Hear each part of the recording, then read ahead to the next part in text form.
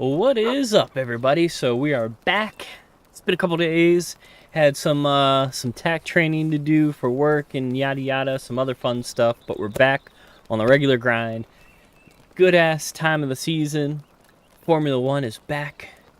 Huge Formula One fan. Max Verstappen, #1 driver, the GOAT. They're gonna do some qualifying a little later tonight that I'm gonna be listening to while we're playing some Enshrouded as well. And my Ravens just traded for Max Crosby as well, so yeah, shit's going pretty fucking good, I would have to say. But yeah, looking forward to getting back into some Enshrouded. Gonna bang out some quests tonight. Gonna play for a while, that's for a damn sure. I'm kind of thinking, I don't know, I'll see where I get tonight. Thinking of doing a chill stream, another like chill like build harvest stream bullshit around kind of thing. Either tomorrow night or Sunday night, one of the two. I probably more so Sunday night. I like to keep the long sessions to questing and all that good stuff, you know. It kind of depends on where I get, like, if I actually need some major upgrades armor wise and weapon wise and all, but I've been getting some pretty good weapons here lately. So yeah, let's get into it.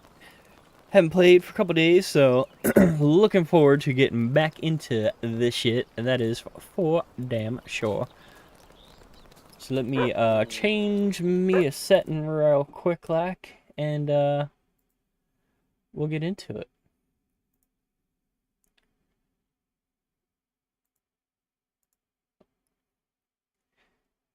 Just gotta change something on my regular PC side real quick, and we'll be good to go.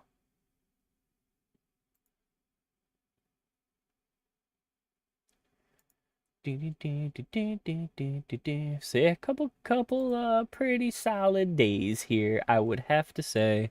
That is for damn sure. Like I said, looking forward to getting back into this. Got some pretty damn good new set of weapons, are pretty damn solid. So I'm liking what I got. I'm really digging this new short sword that I got. I'm gonna show you real quick what we're working with on this. This thing's okay. It's just kind of eh. But this, with the health leech, I still need another level on it for the stalking, so it gives me a little damage upgrade against beasts and whatnot. So it's not like the biggest thing I'm trying to get, but another +2 on damage would be nice regardless. But just with the other stuff, the health leech and all, nice. I haven't used this enough to know if it's the reflect damage and all is really worth it or not. So I did get back from the gem forge, so I need to throw a couple things in the old stash slot.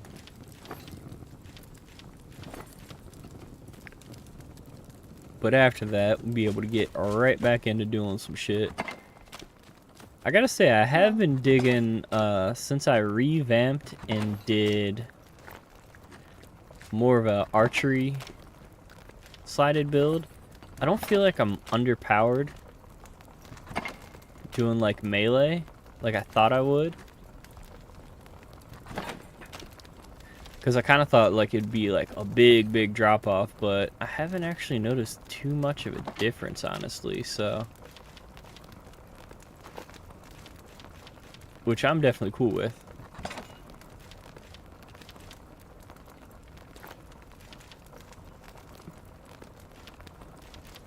Alright, so we're good on all of that. I need to see. I didn't have a chance to see what new stuff I got.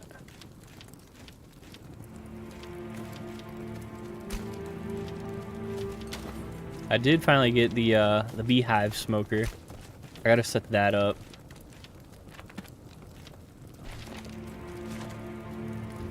So there is that.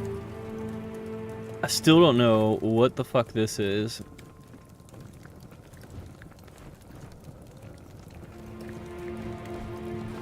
I'm thinking it's probably one of the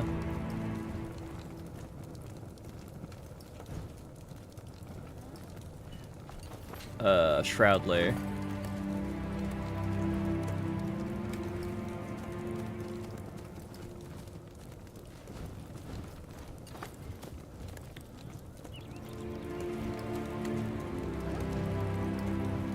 Alright, I don't know what those are. I kind of want to do these clean-up green ones real quick before we get into this stuff down here.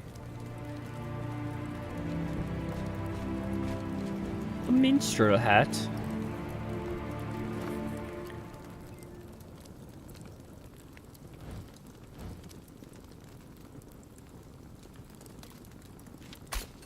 It's probably just a fucking... It's probably just a bullshit-ass location.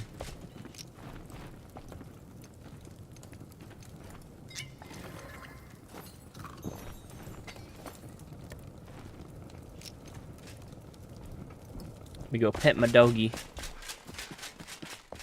Where's my dog? Oop, I saw your ass, doggy.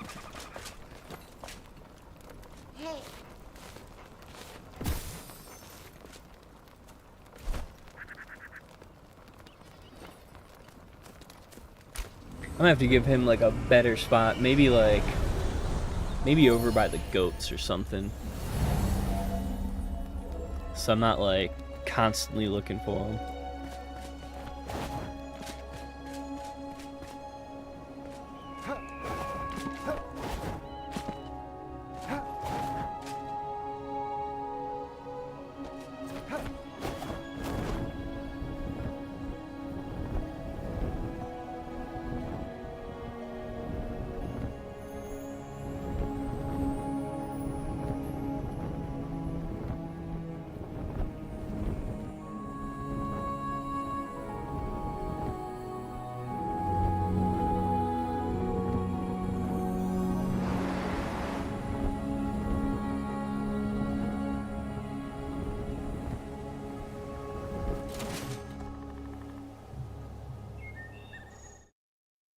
Let me see. I feel like sound is good on your end, but the sound on my end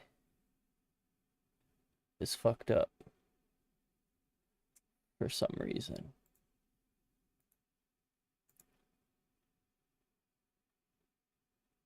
Oh no, it's at 100 at 100. Okay.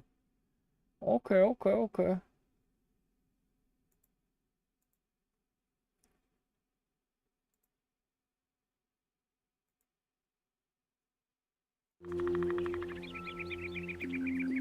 All right.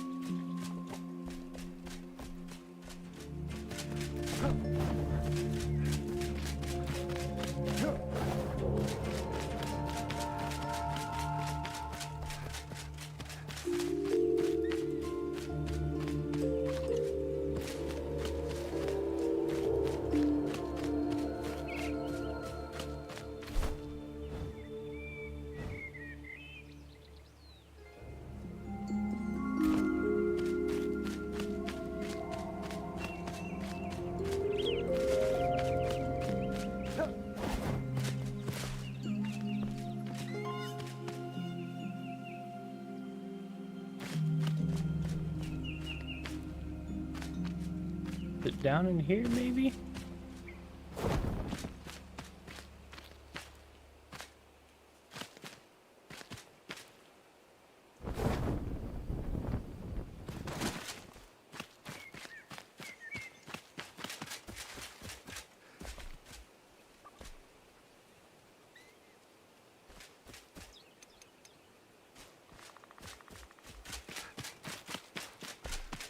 Ah, here we go. Cave.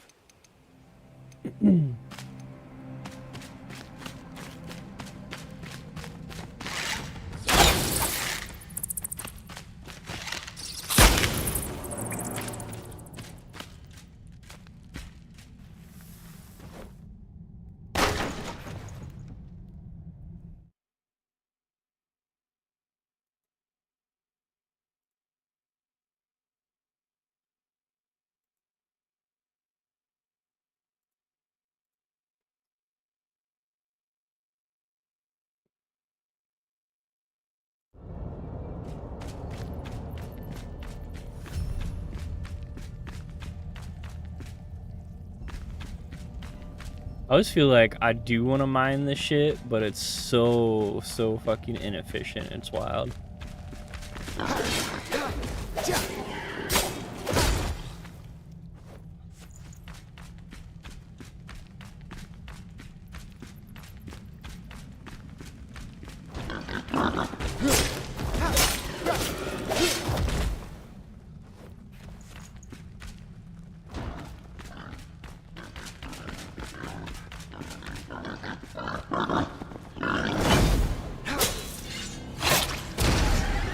In the face.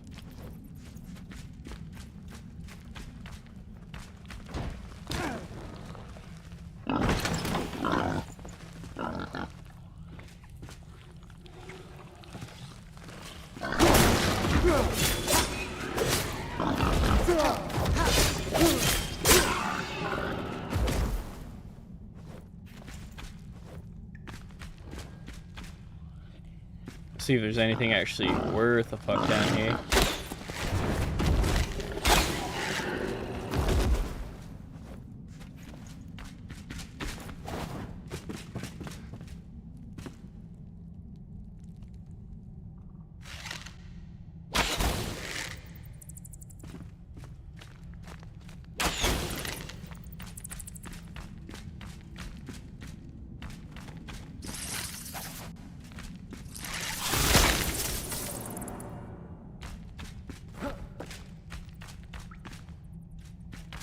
Yeah.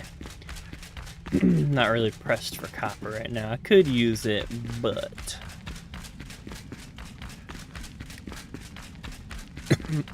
not exactly a priority.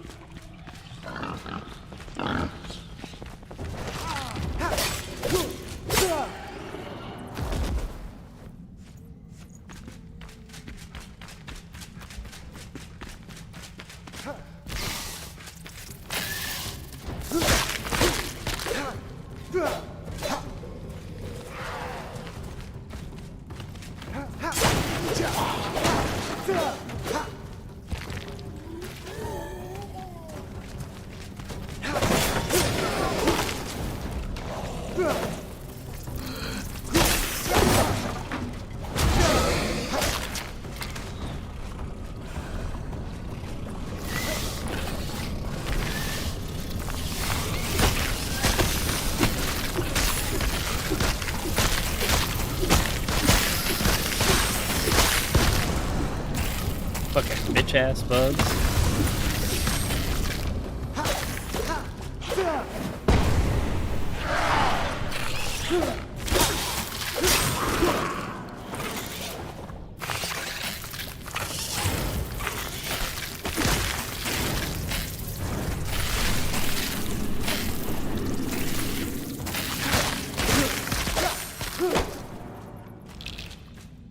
Fucking bastards.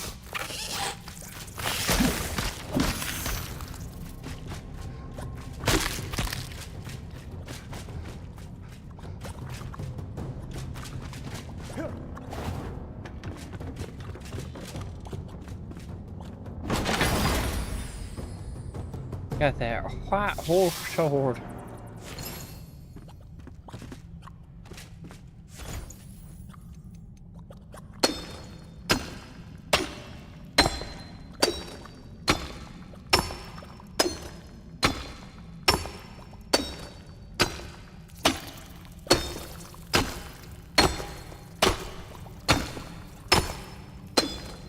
Guess it's just wanting me to take.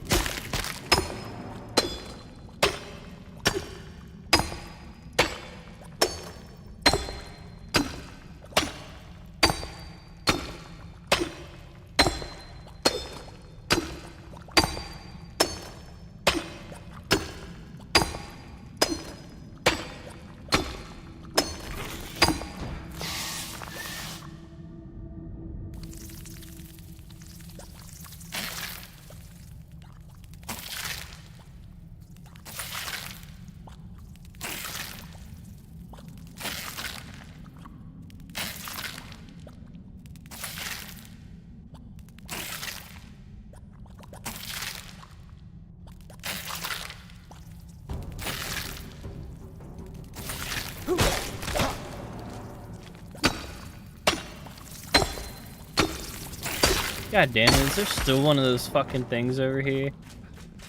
Fucking spawners. Fuck out of here, bitch ass bug.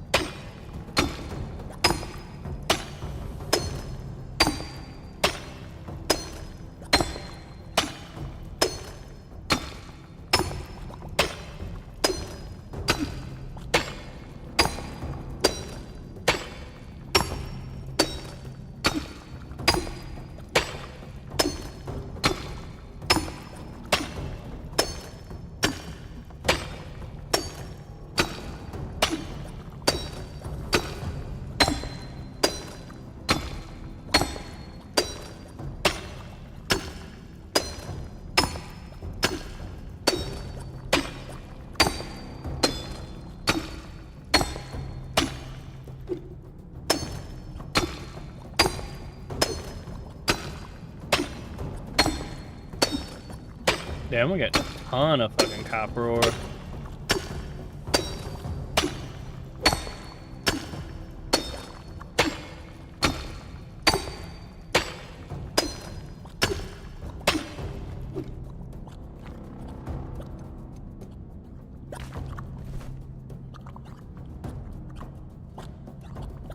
Alright, where was...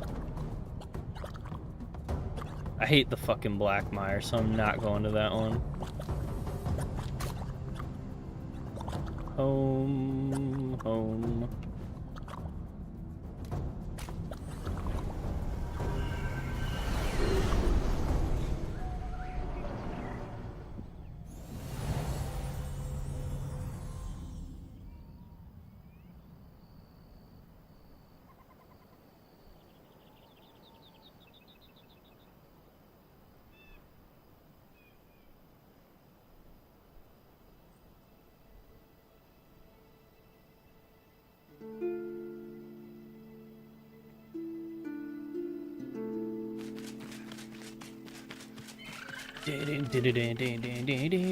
Wow, what the fuck is up?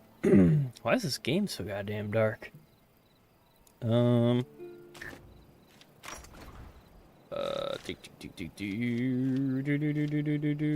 of view, sharpness, brightness.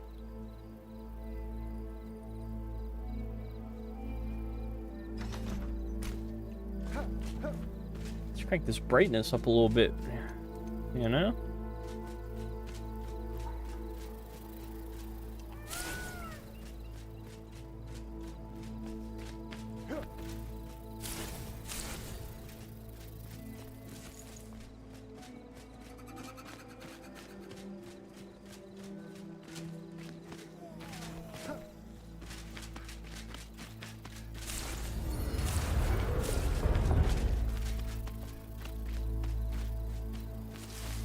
Man, I'll tell you what. The stuff I've seen on Crimson Desert, ooh-wee, man. It takes like 6 hours to cross the map on foot. Actually, no, I think that's on horseback. Shit's wild, man. I'm thinking it's like... From what I'm hearing, it's what I've been wanting out of a game. Like an Elden Ring with a little more, like, interactivity with the world. You know, because I loved Elden Ring. I was like, man, it would have been really cool to, like, interact with some people in cities and stuff.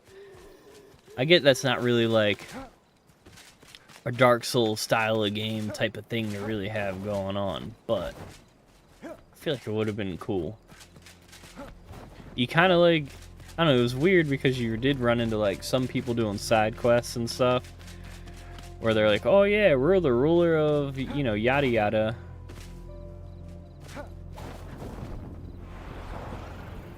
But it's like, there's nobody there to rule over, so...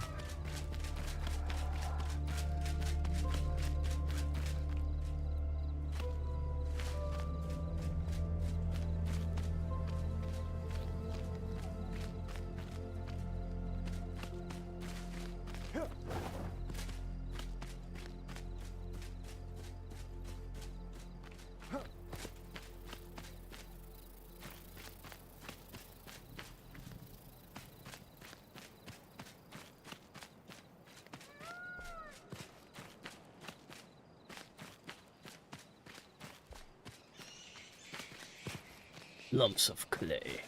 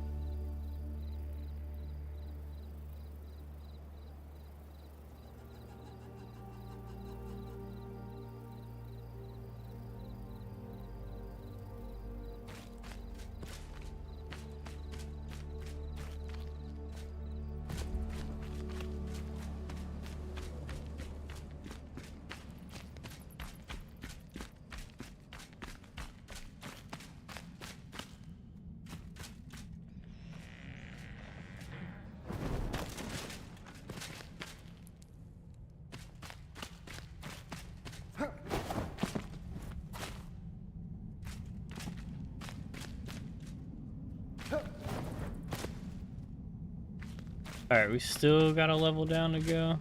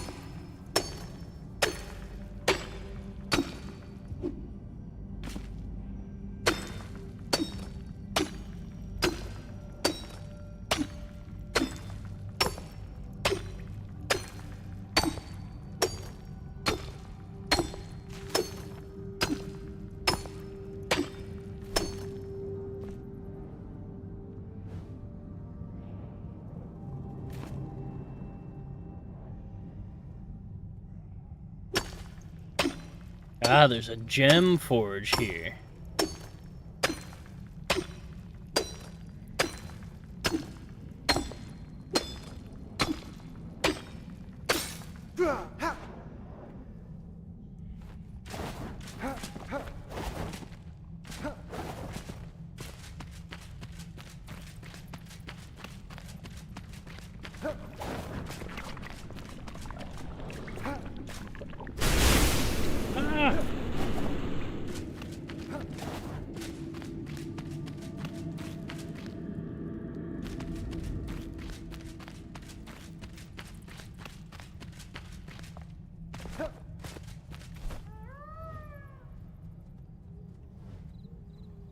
Well, I gotta go back and repair my fucking pickaxe.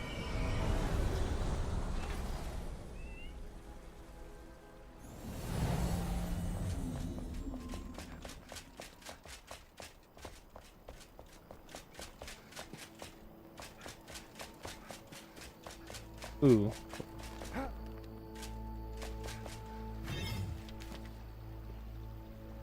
It was iron ore, that's what I needed.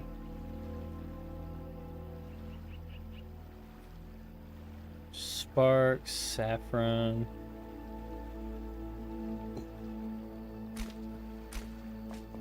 don't think I found any saffron. I gotta figure out where the fuck's that's at.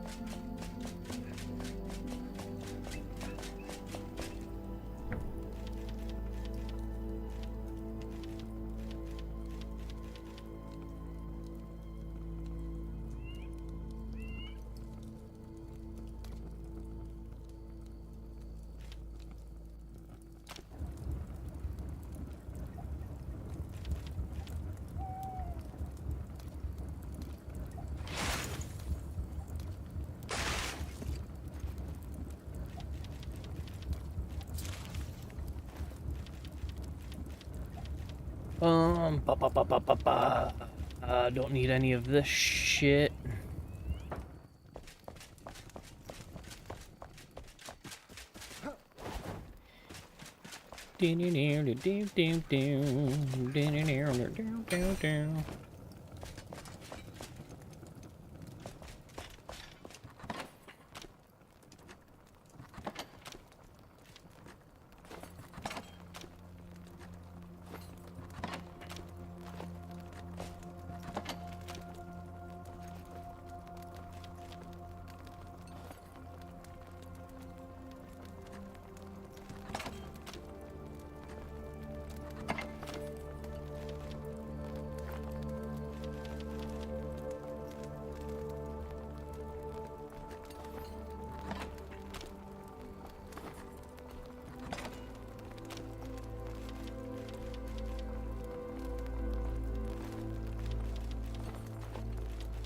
Some gloomberry.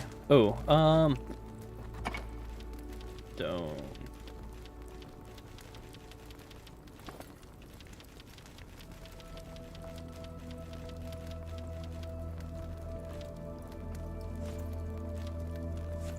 Regular stone block.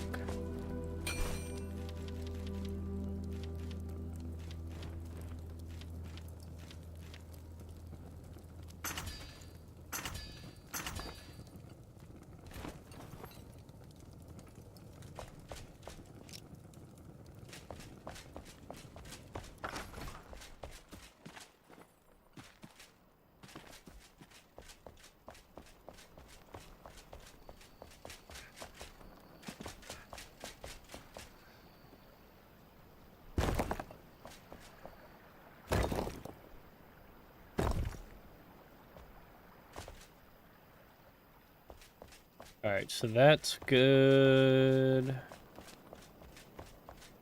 That's good.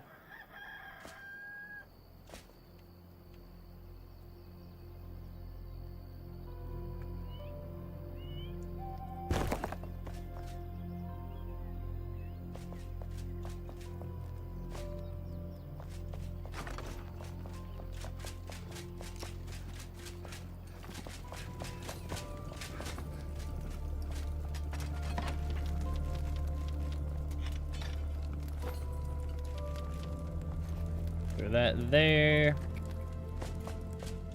Good on that, good on that.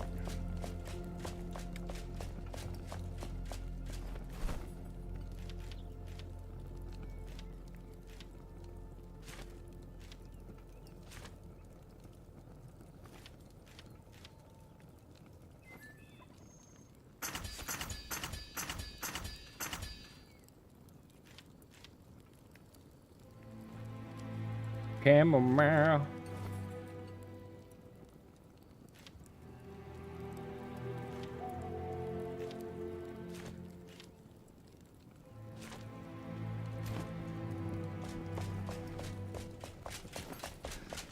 All right, let me see if I got any of them.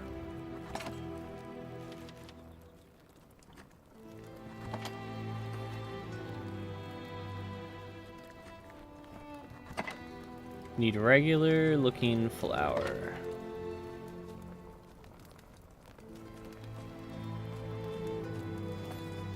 Oof.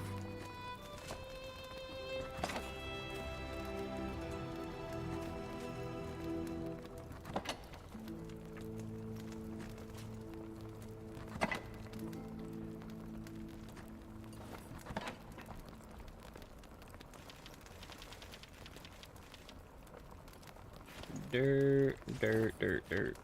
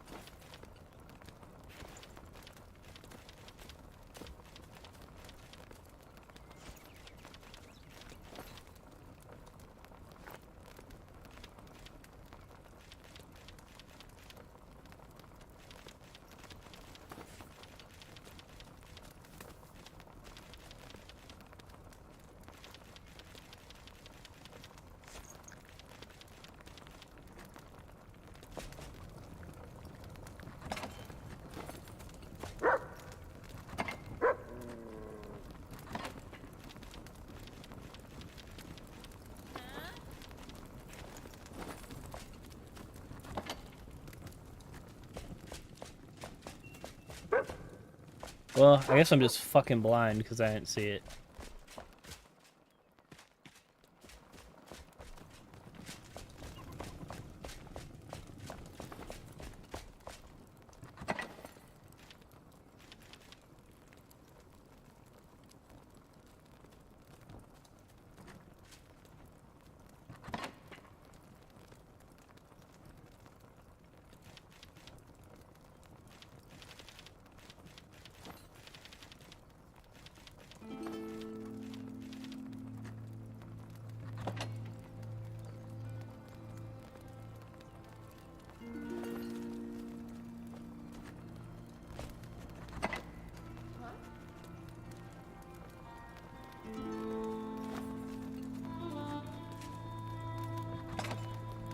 Where the fuck is it?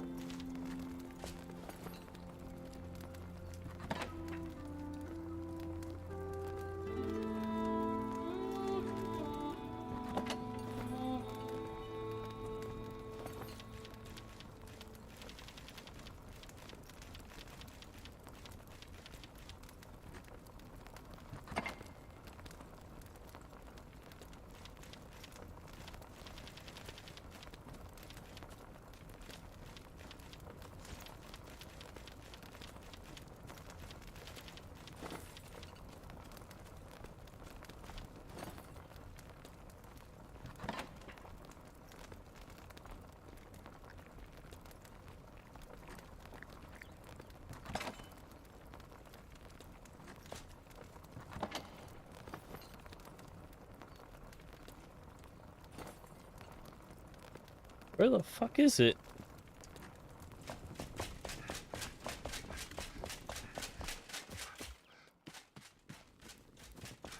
Hi.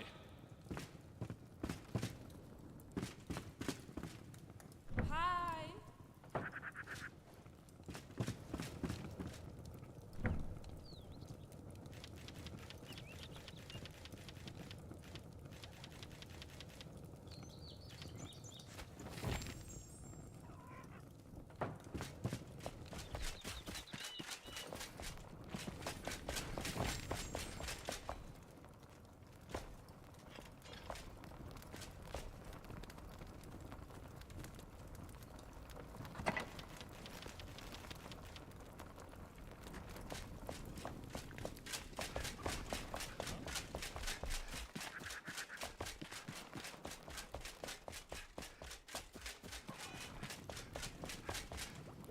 Oh, patience and care, friend.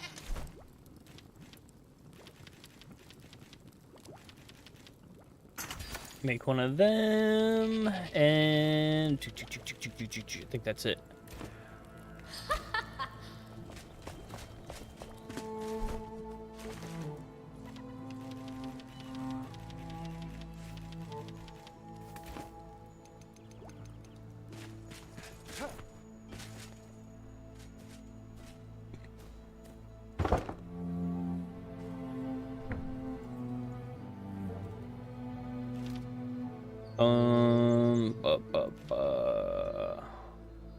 That's what I need.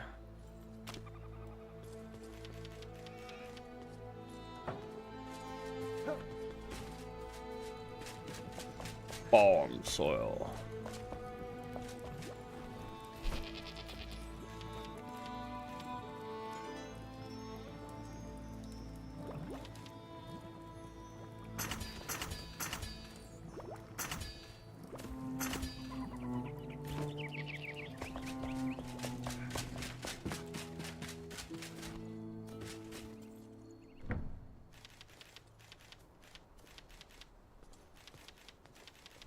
Farm soil, let's slap that in.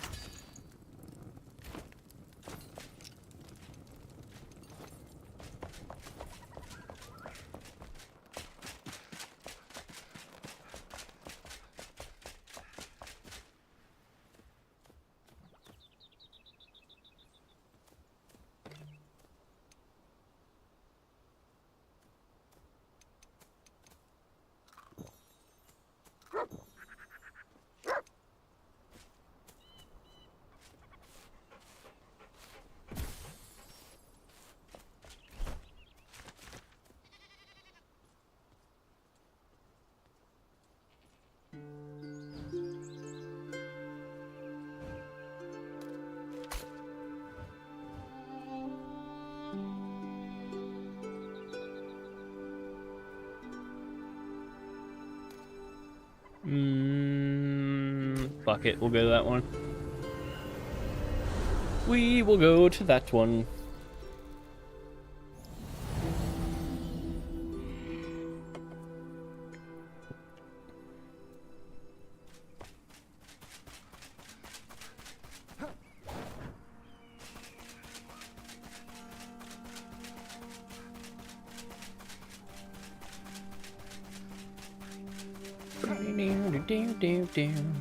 Why the fuck am I still so fucking... why am I so bright?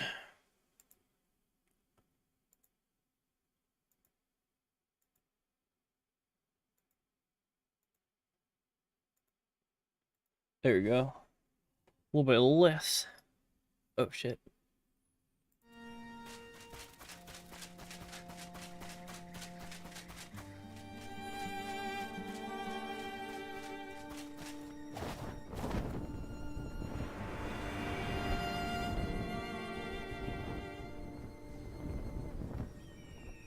Ding ding ding ding ding ding ding ding ding. Yeah, I know I said it a bunch, but man, I am just pumped for Crimson Desert. I'm liking this game a lot. I'm not gonna lie. But there's definitely some things now that I've spent a good amount of time with it. I think I'm close to like probably creeping up on like 100 hours now at this point. I know I'm at least at like 70 some. It's like some minor stuff I'd like if they did. Like, I wish they had way more fucking boss fights, man. Like,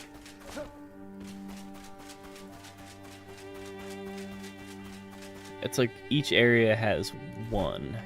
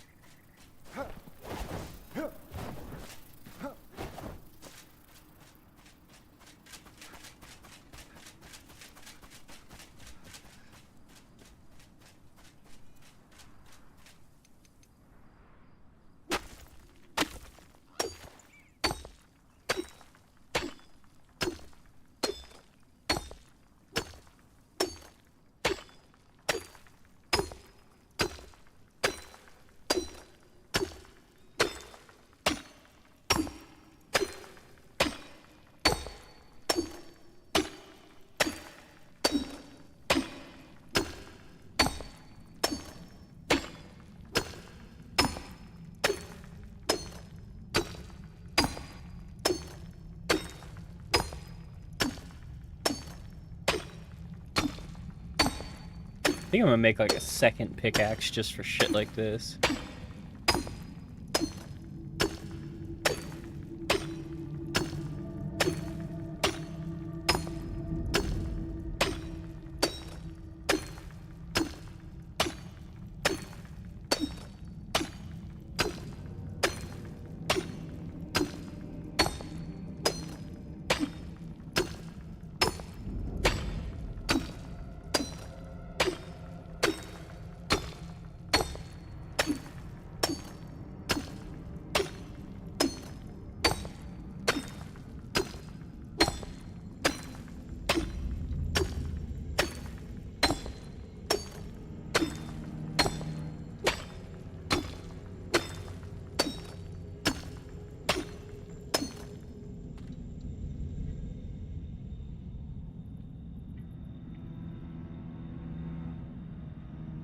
Come on.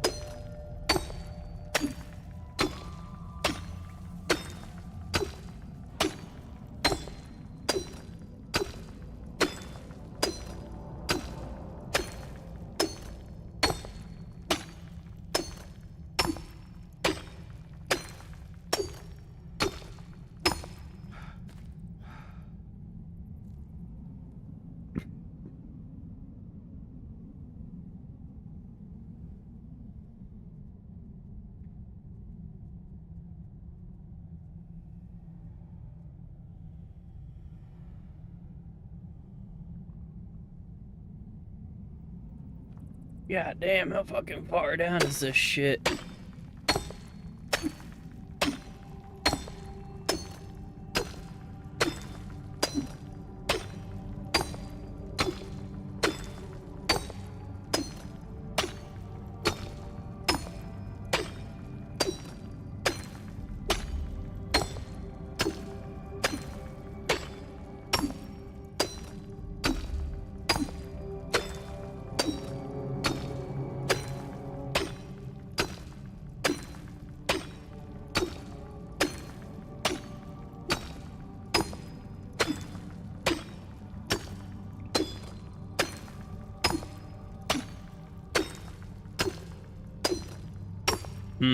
This thing's gonna fucking break before I can get down to it.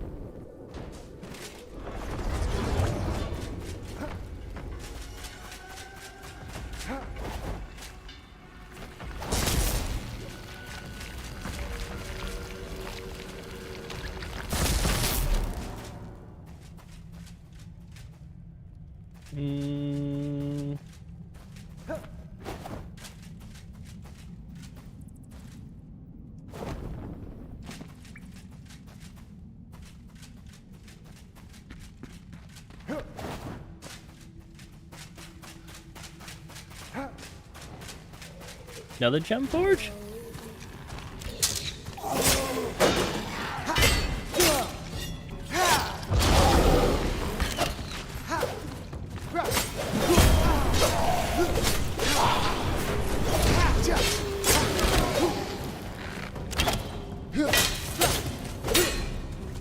Fuck you running, boy.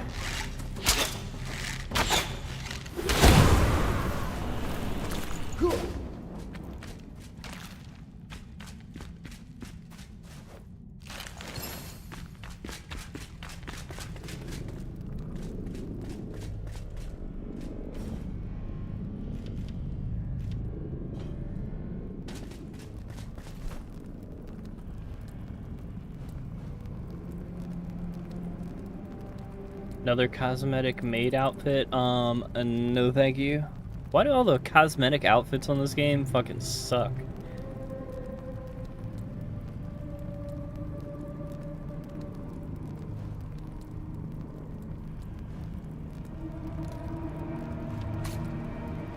Maybe the hunter items will look cool, at least.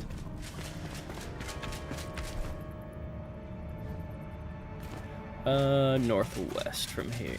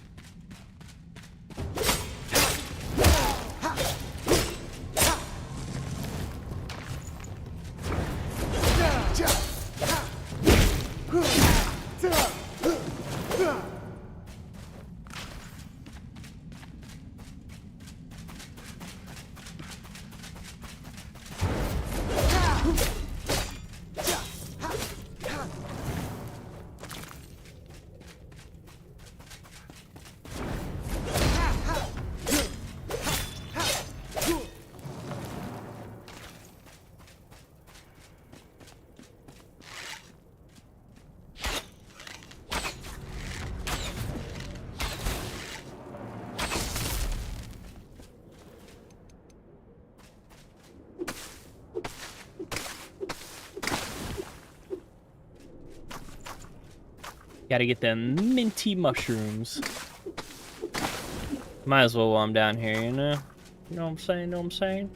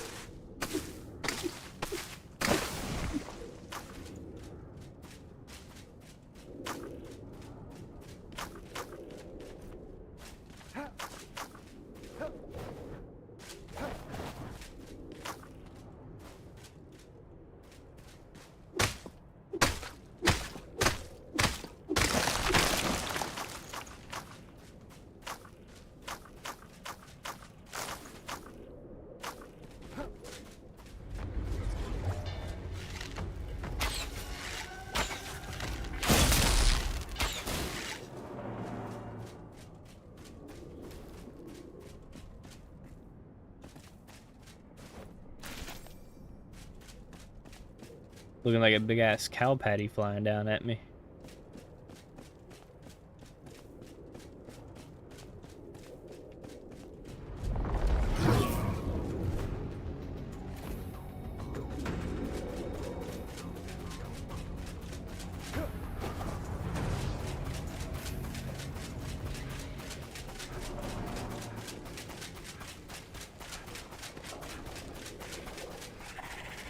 I'm gonna climb my ass on out here.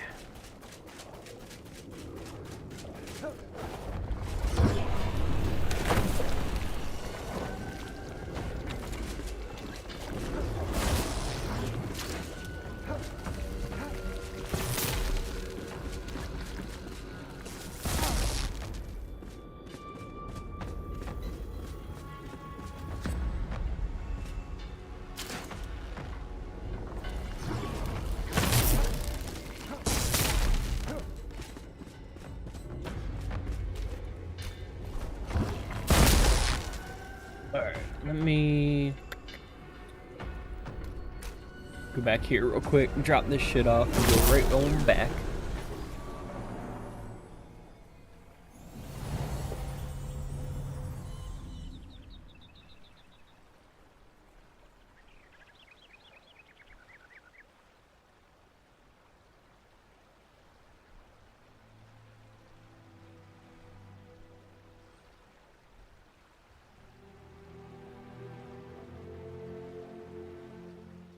Hey. Where she be?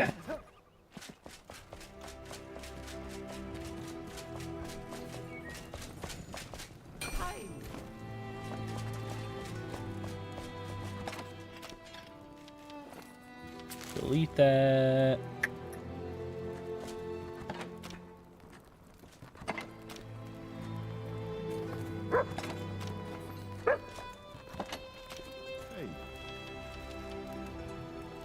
Hey.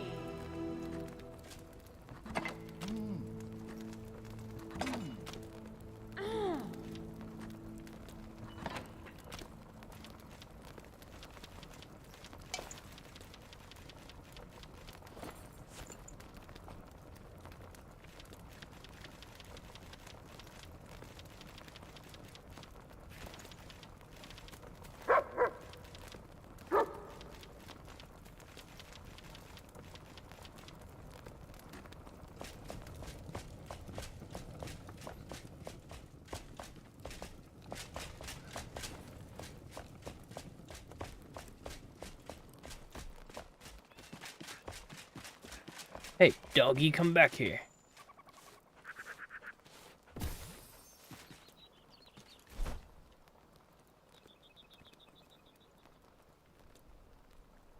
Alright, so I got that one.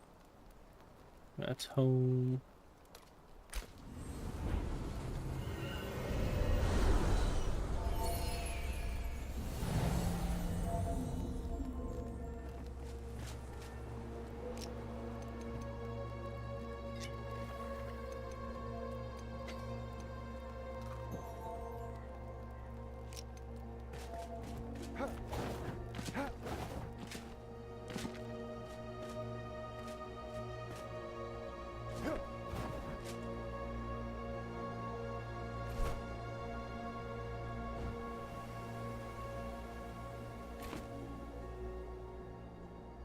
Alright, so it's looking like it's over in that compound.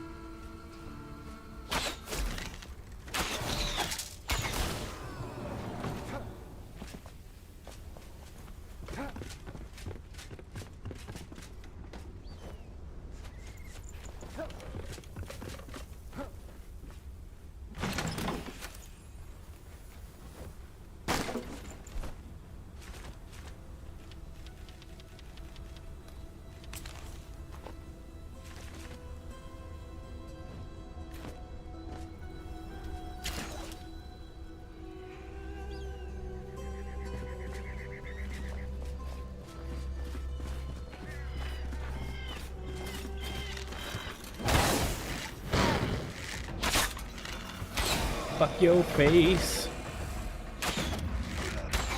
Fuck yours too.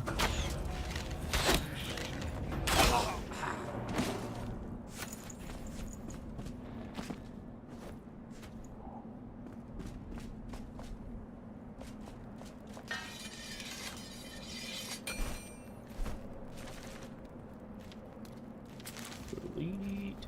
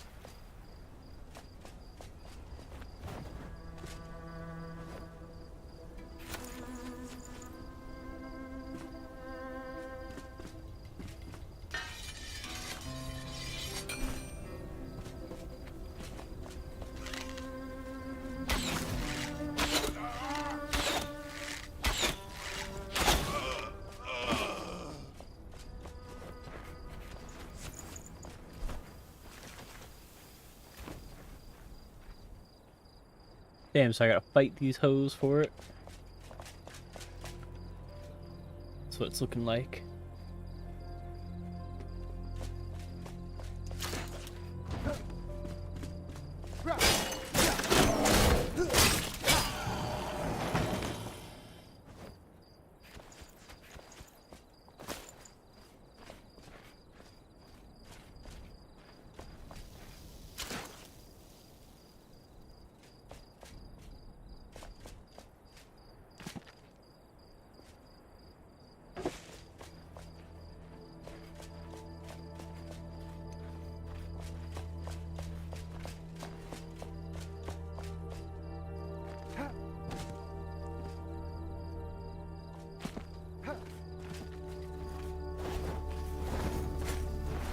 Fuck.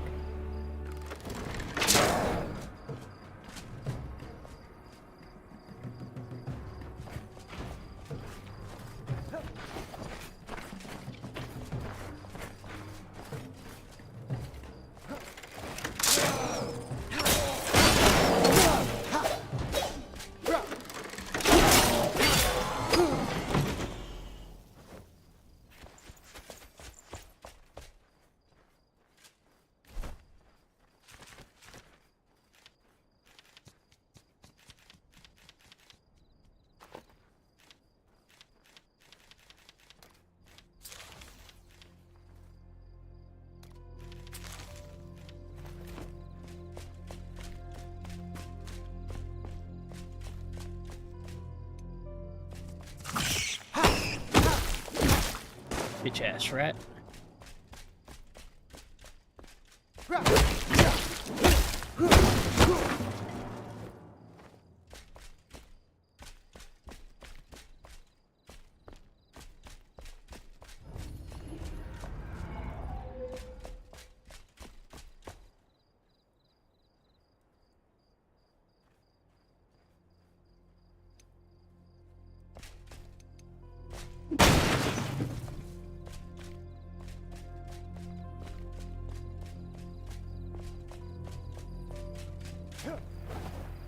Fuck.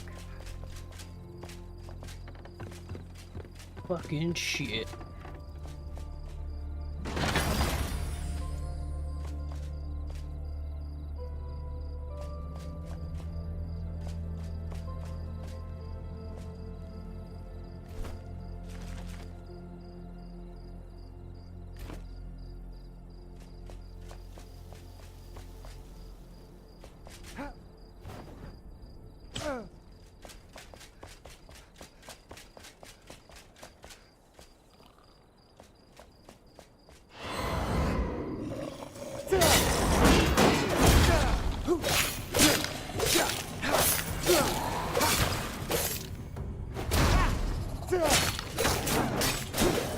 Love the kick, man. Fucking love the kick.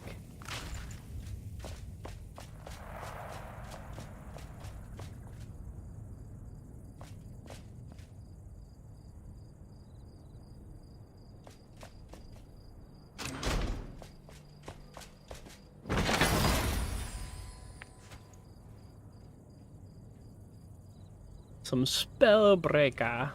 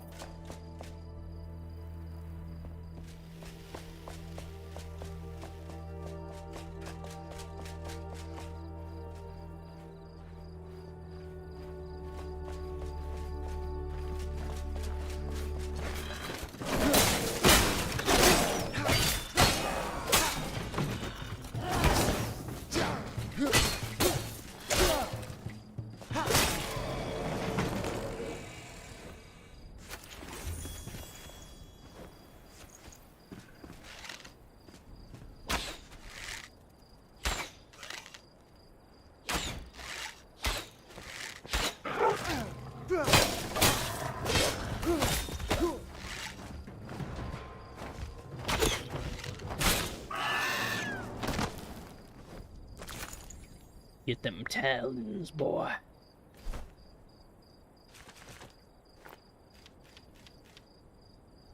Hunter headband. This shit fucking sucks, man.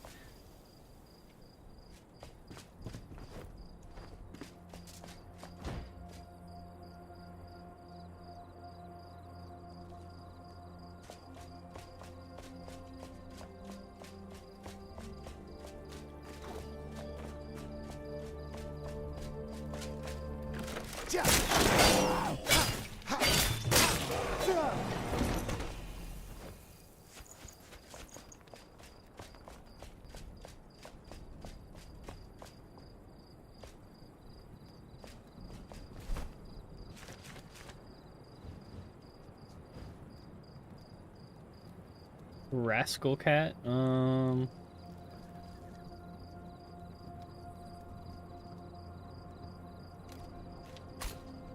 we'll go to that. Go to my home.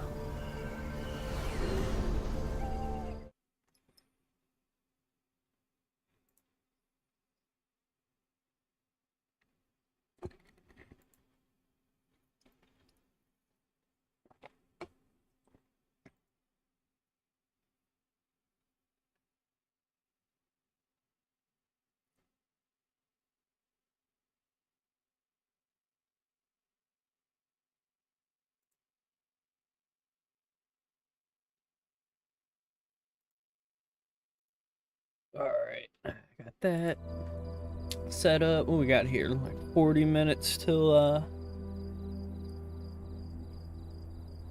some qualifying action. Pop that on. Alright. Still gonna stay on for that.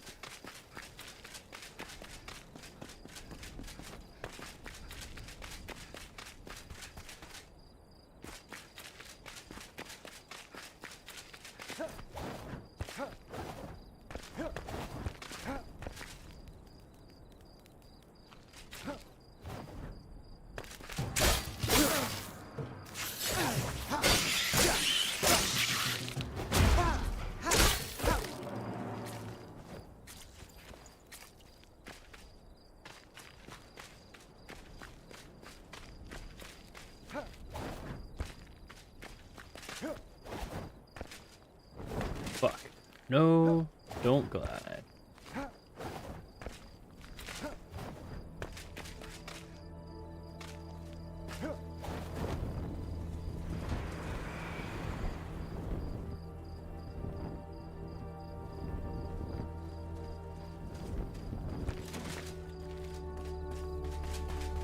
Alright, what we got up here?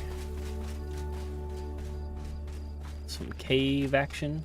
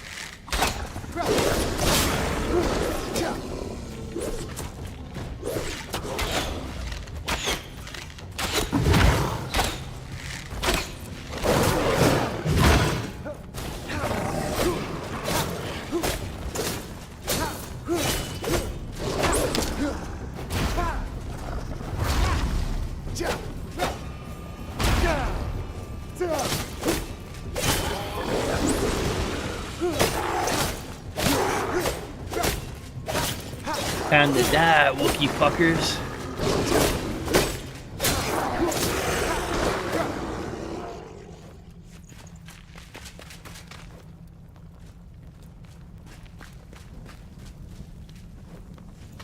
Oh, gem of focus light. What is that? Take a look. Inner blocking puts a mark on the enemy attacking. The mark enemy deals 48 additional fire damage. Oh shit. Ooh, that right fucking there. I'm gonna have to pop that on something.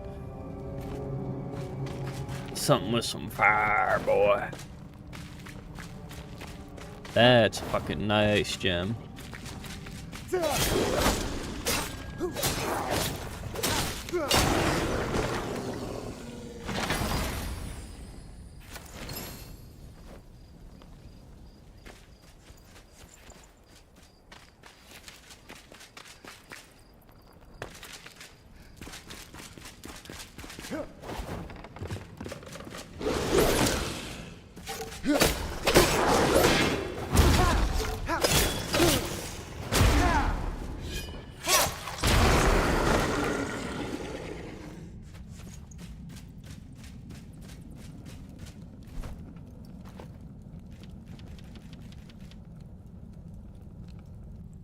So that's up to 30. Whew. 25, 30. So I'm gonna replace this one with this, but I'm gonna plug that into that.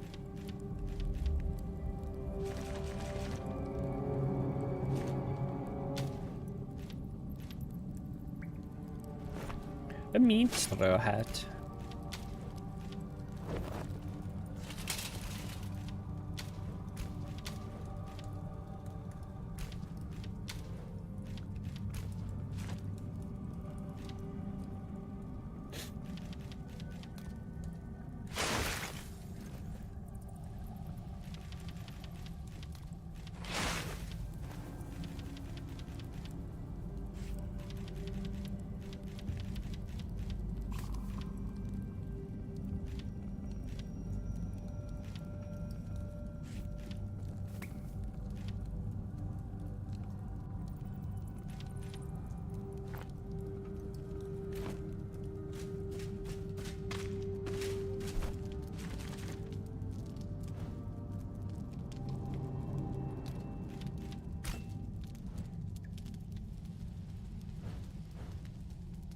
Trader hat.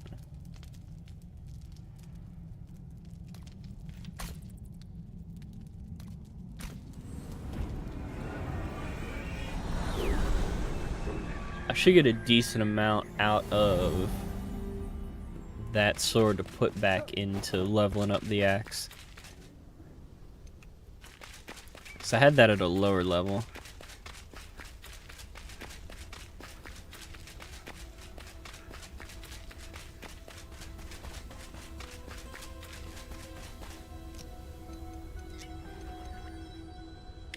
He needs some milk.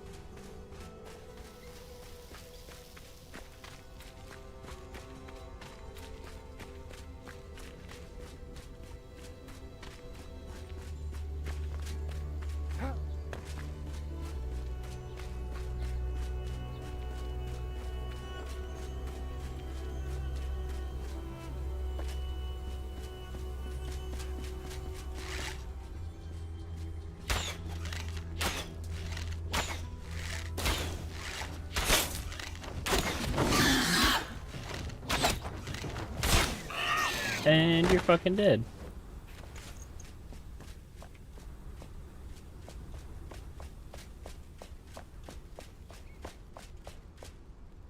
Ah, fuck, it's on the other side.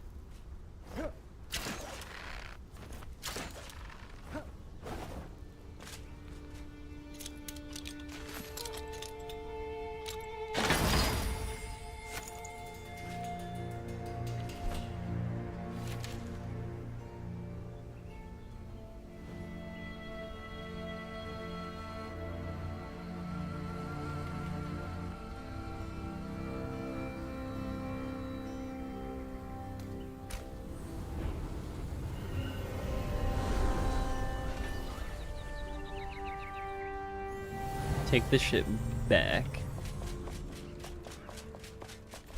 I don't think I have any raw materials I gotta throw in. And no.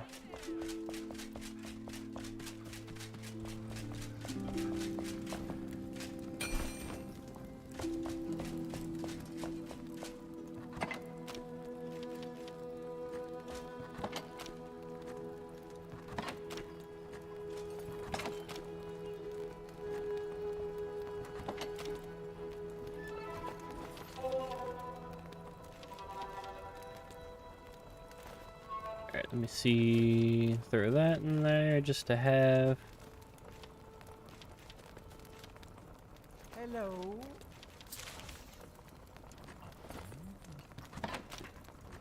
Uh-huh.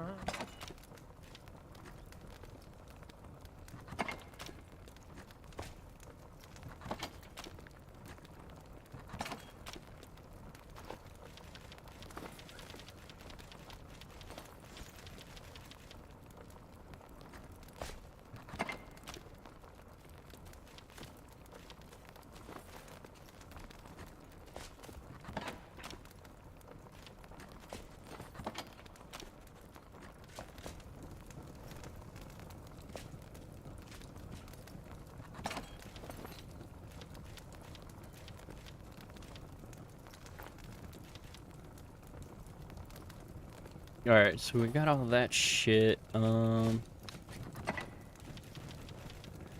Snag this.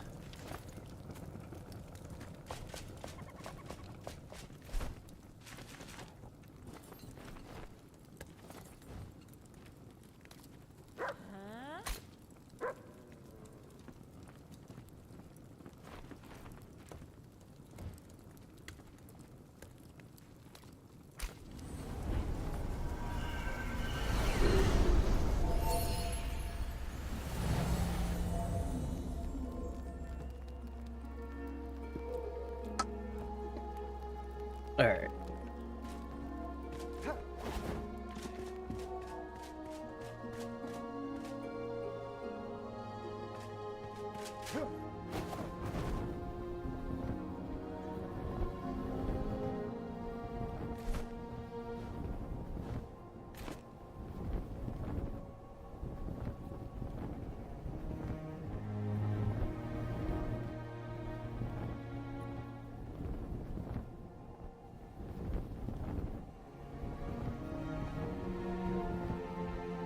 I forget exactly where this gem forge is.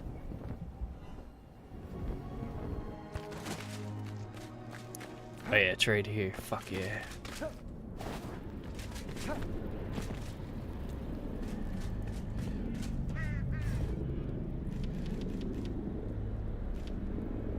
Extract.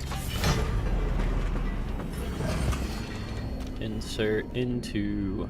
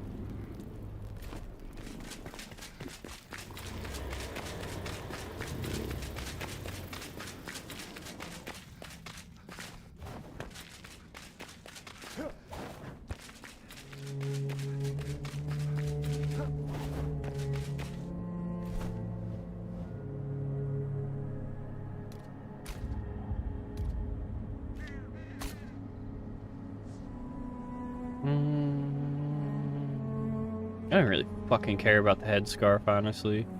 Hearts of iron. What else we got here?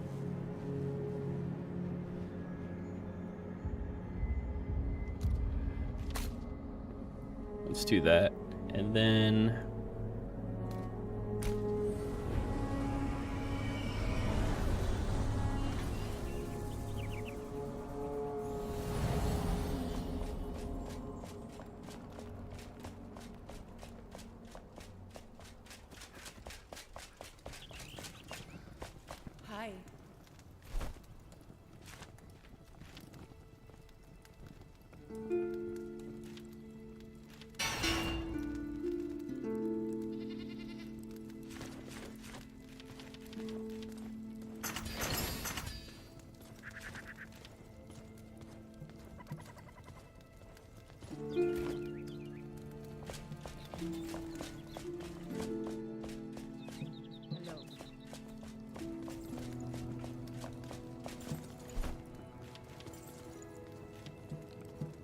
Ooh, iron.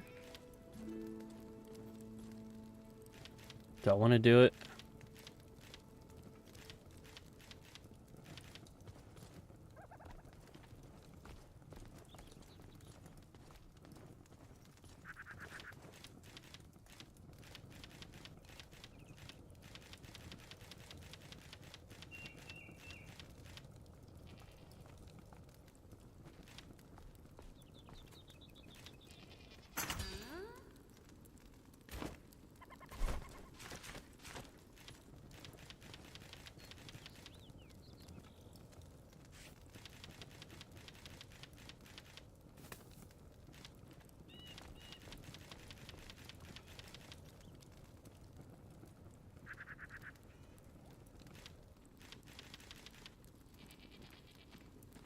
Level 20, 20, 40, 40.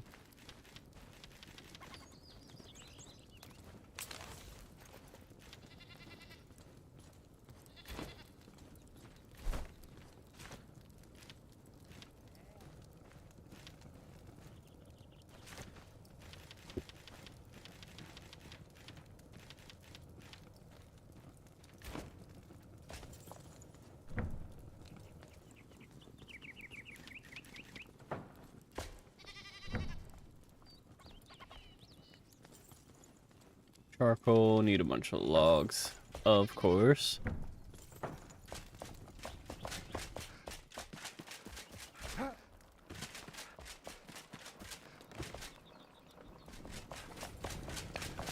Of course, of course.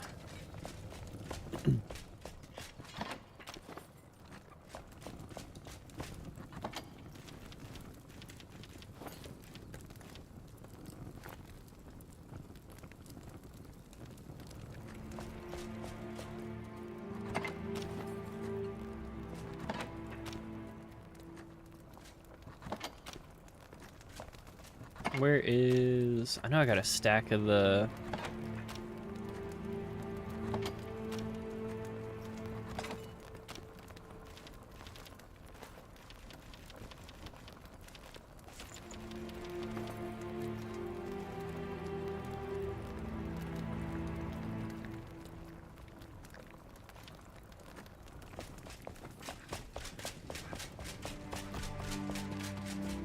Alright, bronze arrows. Hello.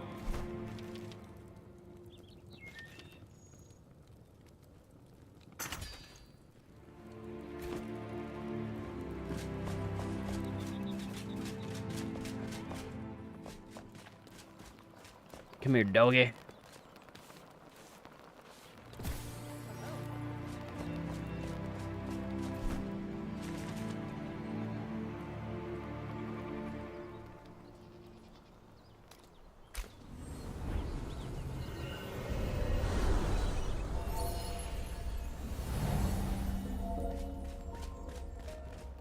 Alright, let's see where I can go down here. I'm gonna try and make it to at least that cliff there.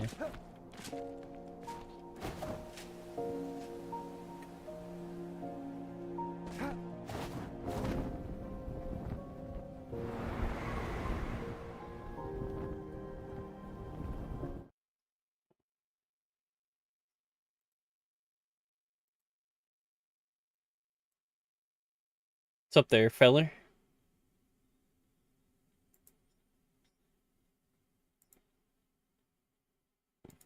Oh, yeah?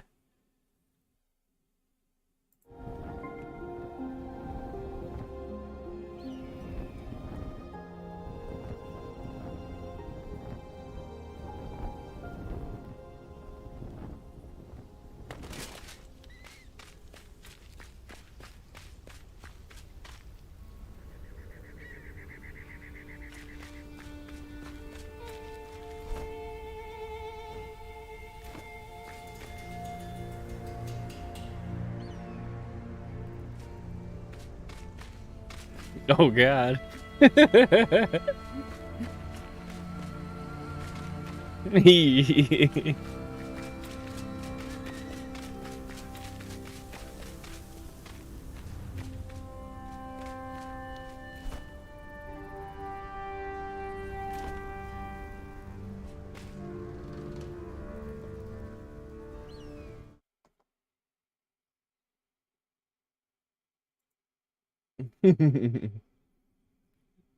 I can see better now.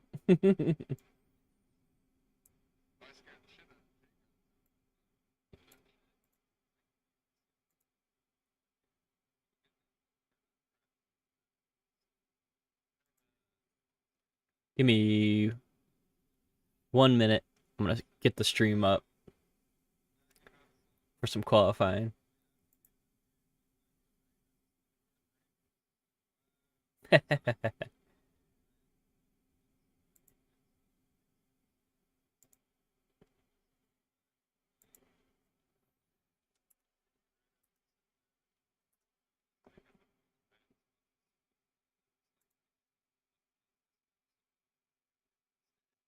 Hell yeah.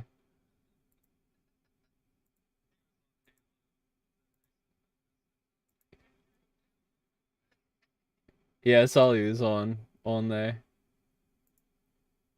when I popped on. Yeah, is he?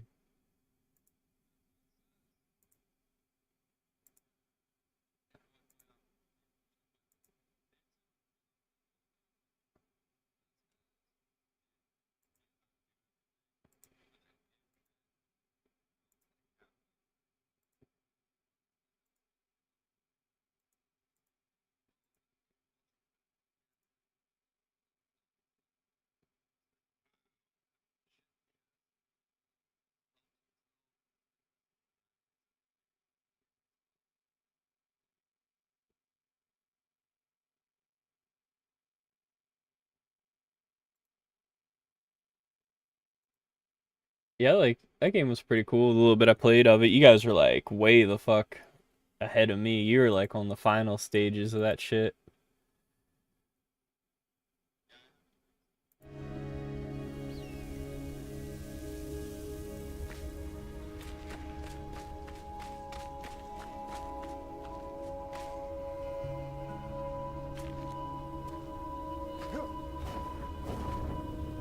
Yeah.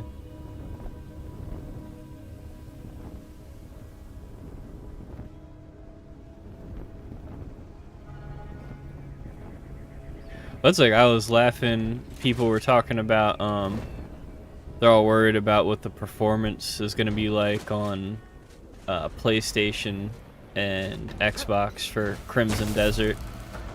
I'm like, who the fuck cares? Mainly with Xbox, like who the fuck cares? Shit's dead at this point anyway. But it's like everyone's like, oh, I wonder how it's gonna play on my Series S. Like, the fuck do you even have a Series S for?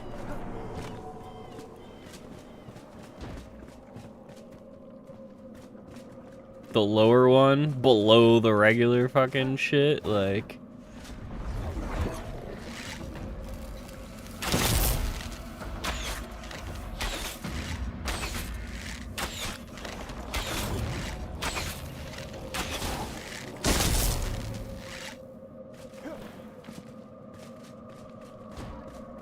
The X here.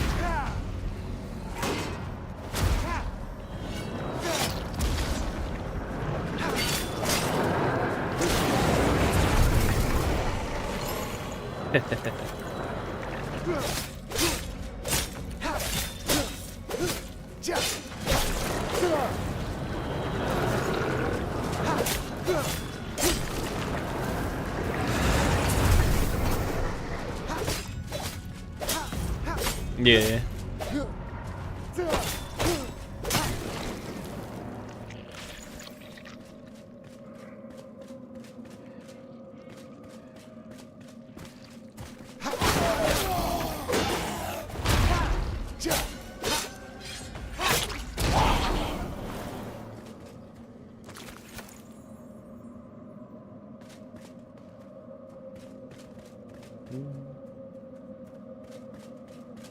I haven't seen that.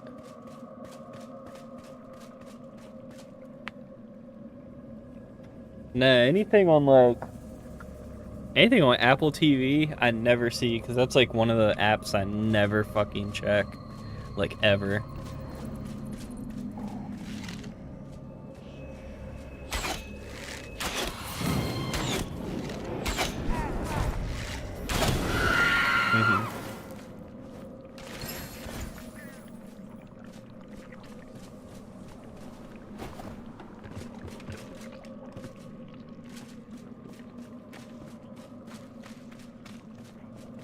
Okay.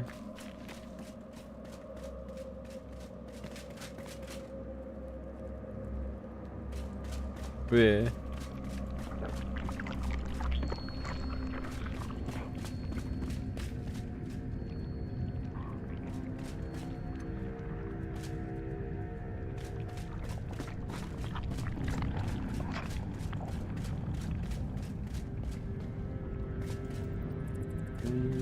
I don't even know what that is. I definitely didn't watch whatever the fuck that is.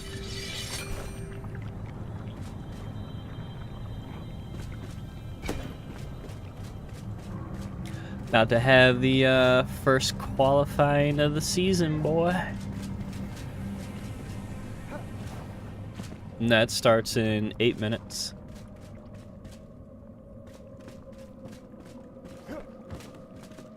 Okay. Yeah, I did not see that one.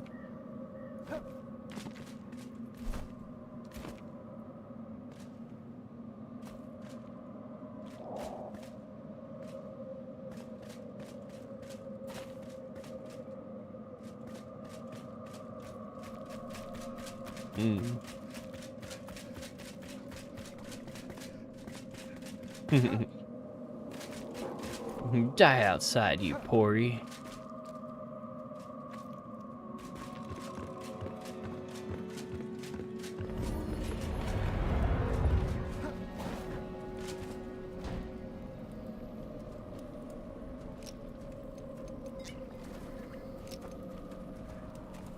Oh man, I got this nasty fucking gem that I put on. We got a legendary one. Gem of Focused Light. Have you got that shit?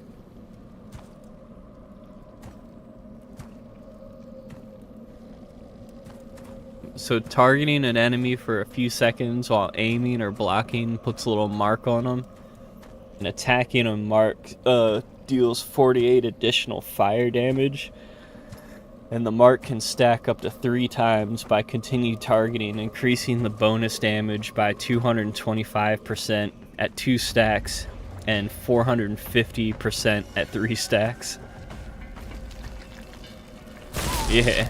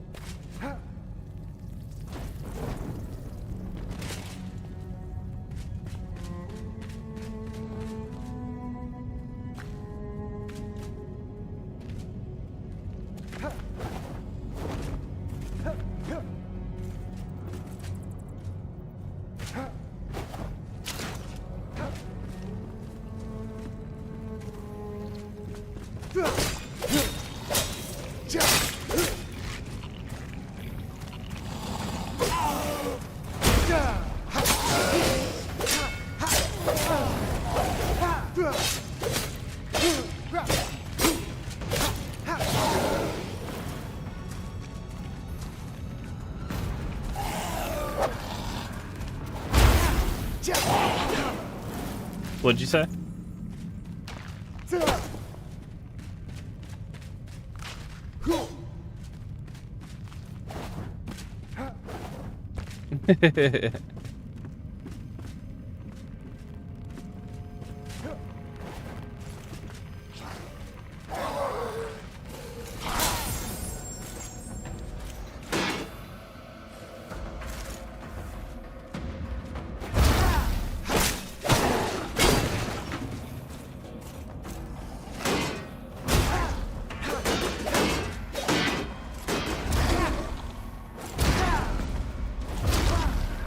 Yeah, I don't know.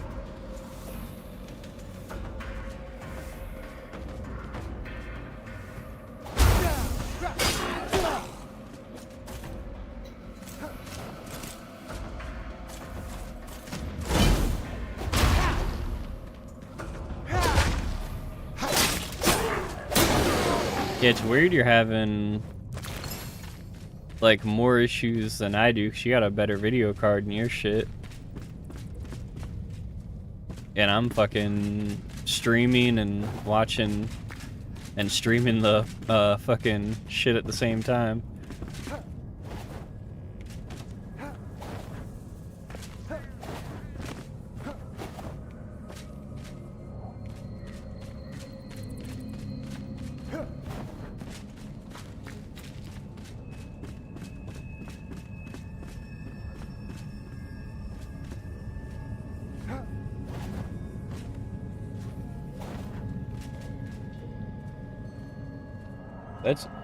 It's still weird. What is it, just making the game crash all the time, or?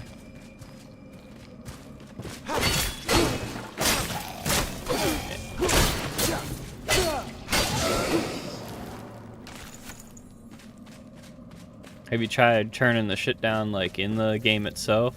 Like the graphics and all?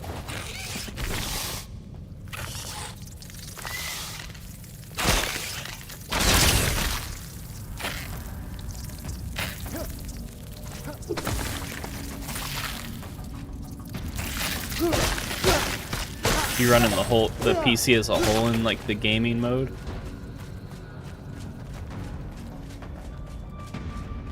Yeah. The only thing other I could maybe think of is try installing the streaming driver, because that's what I'm using.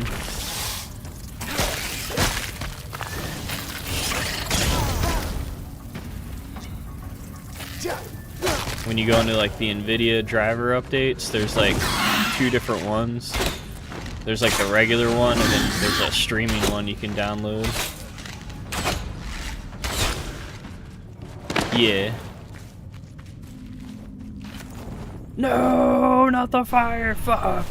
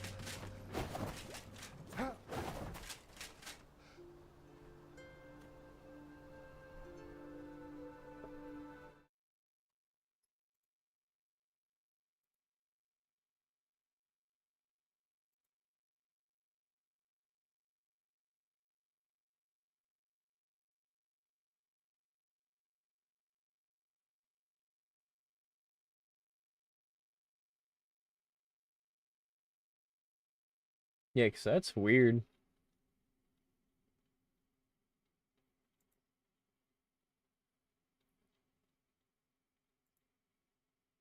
It looks like they've got an awful lot of work to do on a hugely complex car. And not just Kimi Antonelli, but also Carlos Sainz, whose car came to a stop at the pit lane entry in that final practice session.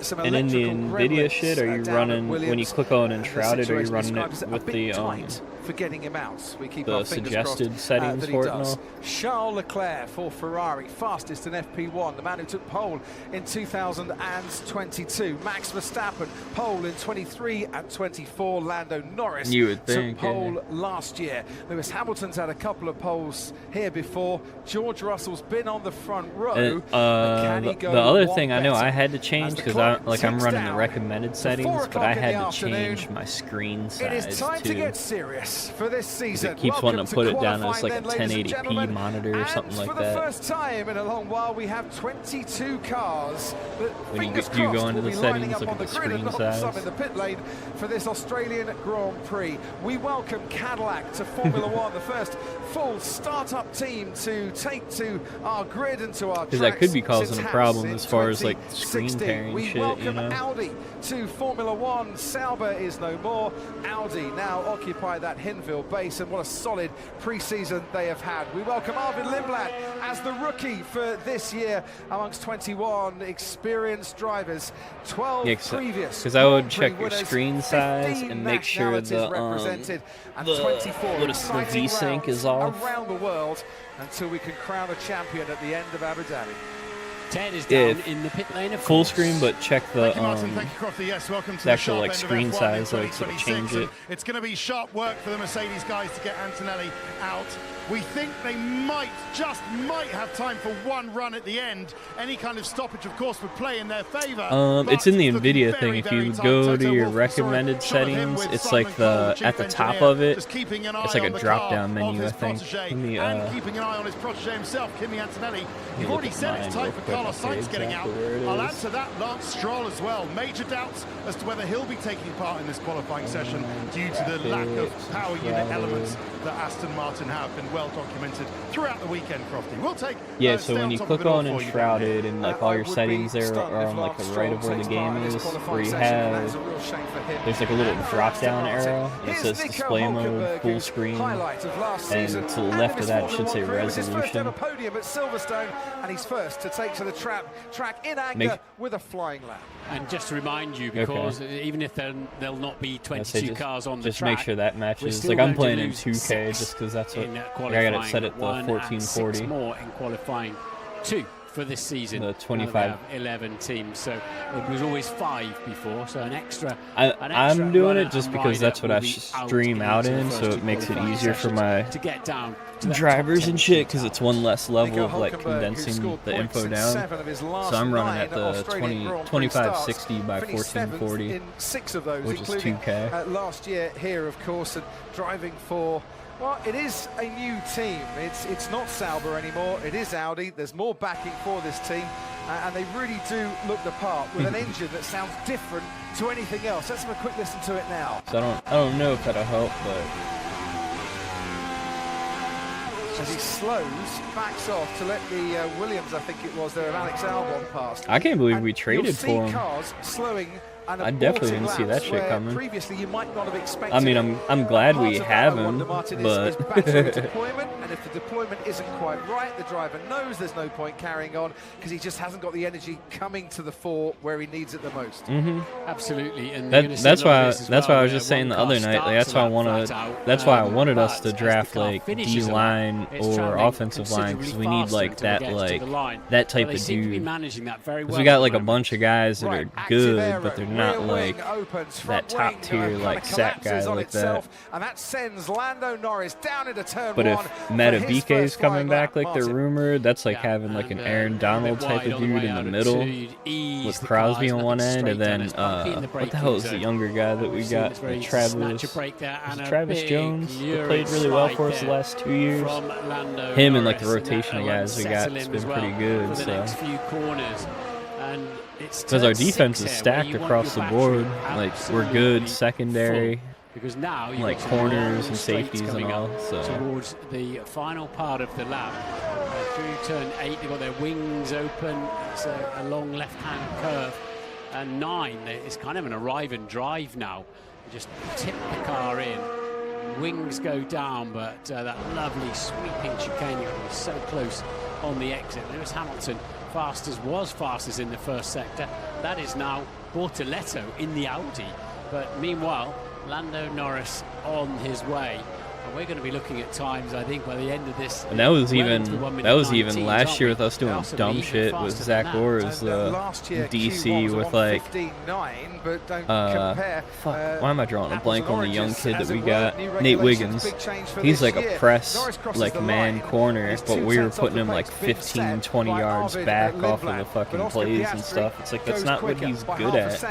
He's a dude he can play like man press and not get penalties doing it. Tire goes second fastest. Both Ferraris out on the medium tire, so going a contra strategy to everyone else on the track. But here comes Gabriel Bortoletto. Because they kept putting him in bad spots. You're putting him like 15, 20 yards out, and then he's trying to cover you in the middle of the field. It does look like Audi for like easy completions, you know. All they got to do is run an inside route, and it's an easy completion on him. That's a great lap ahead of all the key runners. We've still got. Where it's like normally, because he was even playing against like one-on-one against Chase Young and shit, and shutting his ass down by himself when they're actually letting him press him and shit. Flying lap. We'll see what he can do. And I love the way these cars move around through the exit corners. They've got a surplus of power over grip. And this is the car we think they've got to beat. And it's also telling just how much time Lando Norris lost in that turn 3, isn't it? Struggling down in 6th place at the moment, and that'll keep falling. Coming into Formula One off the back of his most successful season ever, George Russell. 2025 yielded him 2 wins and 9 podiums and 319 points in total. And he got Is he the one that ran the crazy drill where he was catching it like from each side, just like smooth as fuck? Or is that a different one? Just heard the revs just drop down a little bit. That's not him lifting off. That's what we call super clipping. That's where we get to a certain point where the battery needs topping up once again, and the system takes over to help the driver blast out of the corners once it's finished charging. Even downshifted towards the end of that straight, and then steams into turn. This is 12. Very fast. Shit, we ain't got to worry about first round pick now. You don't want to be running too wide there, otherwise it massively compromises the final corner and what is going to be the benchmark set by George Russell, and it's a good one at 19.8. Only 6/10 quicker than Bortoletto though, confirming what a great time that is from the young Brazilian. Yeah. He was 6/10 quicker than the field in FP3 as well, but it wasn't Gabriel Bortoletto right up there on that occasion. But it's yet another benchmark time for the others to try and chase, set by Mercedes in a way driver, it's kind of like you're because you gotta figure, assuming everything goes well and you make a deep run in the playoffs, your first round pick the following year is going to be, you know, low ass on the second round pick at that point anyway. Hoping to at least make the grid tomorrow. Really wretched time on the formation lap last year, bounced back to do a very fine job for Racing Bulls last year. Hadjar crosses the line, 6/10 off George Russell, but he goes second fastest, the man who had 16 Q3 appearances last season. Right, Bortoletto's up there in the top 3. What about his teammate Nico Hulkenberg? Stays 8th fastest, and these two last year tied at 12 Grand Prix qualifying wins apiece.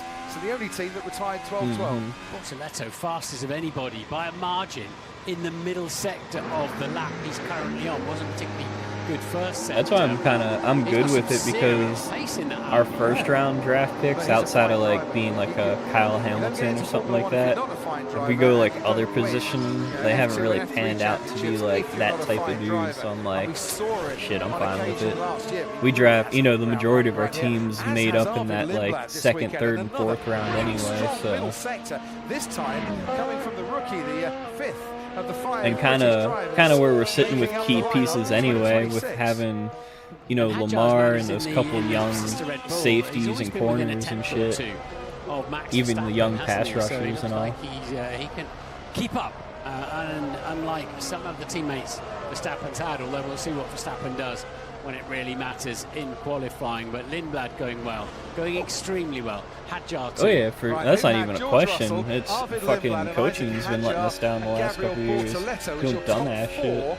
With just under 9 minutes remaining of Q1. I mean, look change at from here, what of our course, fucking but I'm DC not sure goes that to would have Seattle got and many wins the people's, fucking bingo Super Bowl. cards, I mean, to be fair. that dude, Meanwhile, Ollie you know, Behrman, I've been Esteban saying the whole Ocon, time 10th he and was 11th there, I thought fastest he for was going to be Hastings, the the next head slowest in coach, but they Q1 let him in go. Melbourne last season, and Ollie Behrman had a really bad, torrid start to his F1 career, bounced back spectacularly from that. This needs to be good for Lando Norris, otherwise he'll have to burn another set of new tyres. As good, is it good enough? I think maybe they thought they could hold on to him Where's for the a little cutoff bit gonna be? longer. How do you predict a cutoff, given this is the first time in these new regulations that we've had a qualifying session? Piastri will be next to cross the line. The Ferrari's still on the medium tyres. Piastri goes second fastest. George Russell with that 1:19.8, Martin, has come back out again. So I would imagine he probably doesn't need to for timing, but he might like a bit more practice here. Well, you get a tremendous ramp up on a development of the track here. It's not a permanent circuit. It's used the rest of the... Max Verstappen! Oh, into the gravel no. and into the barriers. And that is Max Verstappen having a horrendous start to his qualifying in 2026. This is his first flying lap. And the man who was knocked out I didn't in do Q1 on anything. pure pace for the Fucking first time in his Verstappen just F1 wrecked career out. in Sao Paulo last season is out of qualifying here after an escapade into the gravel, and we've got a red flag now. That'll help Mercedes, won't it? And Kimi Antonelli maybe. Well, get a these shot cars at a have lap. been like Has Max really weird kept it for going? all the Can he get drivers. it They've been going? giving like If everybody not, like and can weird he find snaps, enough like purchase to when the reverse drivers that haven't out been of the expecting gravel it. trap? If he can, no, He's he's out. out of the car. He will start towards the back, if not at the back of So I the kind of grid. want to see And what the where let's did see he what the lose it? Where replay is. did it go wrong for Max Verstappen? Powering his way down the straight. Super clipping should now kick in. Did he touch the white line? Oh with his rear Jesus! tyre? The car just kicked out on him. No, He didn't if even do not, anything. Basically, as he's hit the brakes, the electric and the kinetic motor is like pulling the handbrake on. No, The rear end just White slid line, out yeah. on him. that's not a driver error.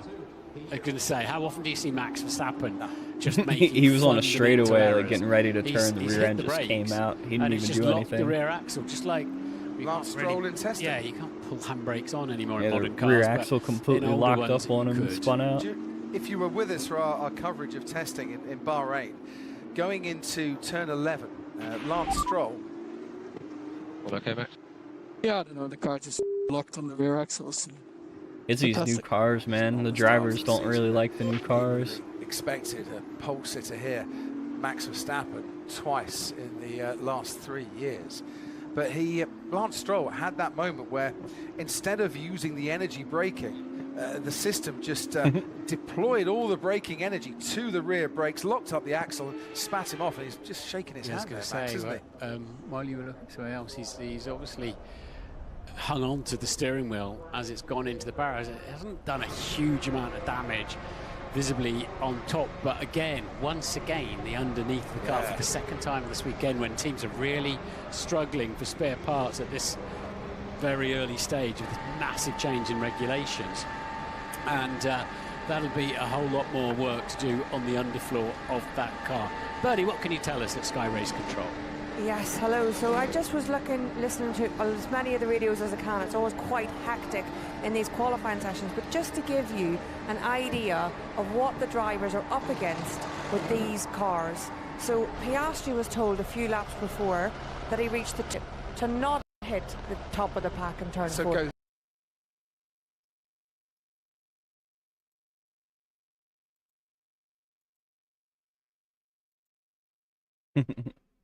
later. No.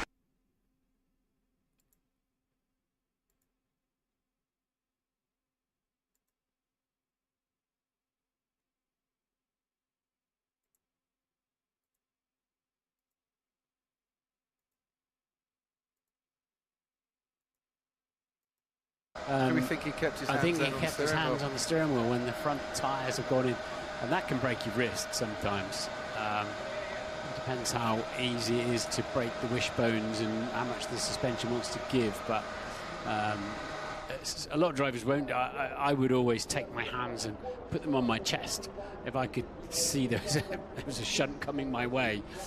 Some drivers believe in that, others don't. Just confirming from Bernie Collins at Race Control, who has all the onboard cameras at her disposal, that Max did indeed keep his hands on the steering wheel. And if you want to be like Bernie Collins, that's a very good suggestion. There are no better people on this planet to be than Bernie Collins, but you can do exactly what Bernie's doing and watch all the onboards and listen to the team radio as well if you log on to the Sky Sports app and use your Sky Sports login. Yeah, the way they harvest power with the new cars and shit, because they're leaning more into like the hybrid shit with these new regs. It's kind of like kind of dumb. They can't go as fast on the straights and shit. Previous years of doing interviews about hanging on to the steering wheel. I think he said, no, I always hold on to the steering wheel. As I say, some drivers believe you should, some drivers absolutely believe you shouldn't, and I'm one of them. But then I've seen drivers with broken thumbs. Yeah, as well, it's the new regulations for the cars. They're more hybrid. Let's have another little look. And it does look like all the energy, all the braking went to the rear brakes. Because they got rid of...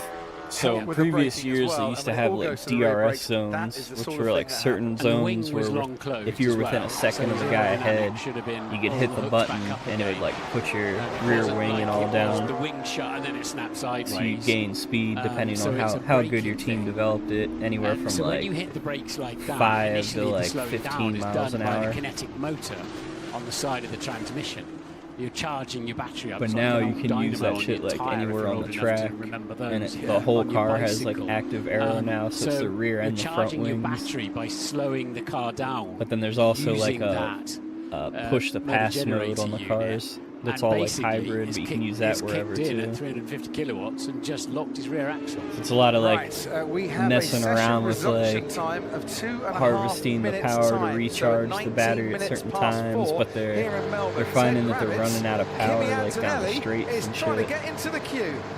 Yep, just a couple of mechanics there, just ready to roll him back if they need to. So well done to all the Mercedes mechanics. They've done a phenomenal job really to get that car done. Obviously, the interruption from Verstappen's crash helped them, but yeah, great job from that. Kimi Antonelli will take part. Because a lot of the drivers, Max being one of them, he's like, what are we doing, turning into Formula E here with batteries and shit? I can see a couple of markings on a bit of the bodywork. Anyway, let's get back to Max Verstappen. I'm looking across to the Red Bull pit stand. And Crofty, they can't believe it just as much as we can't believe it. Lauren Mickey's the team boss at Red Bull, just going through the data, just looking at his laptop. I can see his computer there with his mouse, just going through things, trying to understand why it was that the rear brakes just locked up like that, sending Max Verstappen into that irrecoverable spin. Just trying to understand what they'd left it late, hadn't they, Crofty? Trying to get good track conditions was a good thing to do, to get a clear track, to get a rubbered in track. They left it almost to halfway into the session, but it was totally unexpected, not only from Max but the pit wall as well. Doesn't help him now, but there we go. Max Verstappen ending last season with 10 consecutive podium finishes. Now he's going to have his work cut out to finish on the podium, starting as low back as he is likely to do. But don't forget, he has got 2 podiums in 8 career starts from 19th or lower on the grid. Russia in 2021, Sao Paulo in 2025, I do believe. But he's certainly got his work cut out here. I believe anybody who finishes this race tomorrow will be in the points. I think there'll be 10 or 12 finishers. 10, probably. That's a good, I like bold predictions. Well, yeah, just look at schools now. We've just seen too many gremlins, haven't we? So if you're Fernando Alonso, you're doing 25 laps in this race, that's what the team have said, or you're his race engineer, I'd say, Fernando, stay in the car, don't go anywhere, just in case we get a load of retirements, because it might be worth you going back out again and doing a few laps. Yeah, you've got to do, to be a classified finisher, 75%. Renewable resource. They could poodle along and do that. Tortoise in the hair, score a point, that might come in a bit handy. You've got to be a classified finisher to do that, but yeah. But there's no reason why he can't come in, you know, wait 2 or 3 laps, go back out again. Yeah, I can imagine he can cope with the vibrations, to be honest.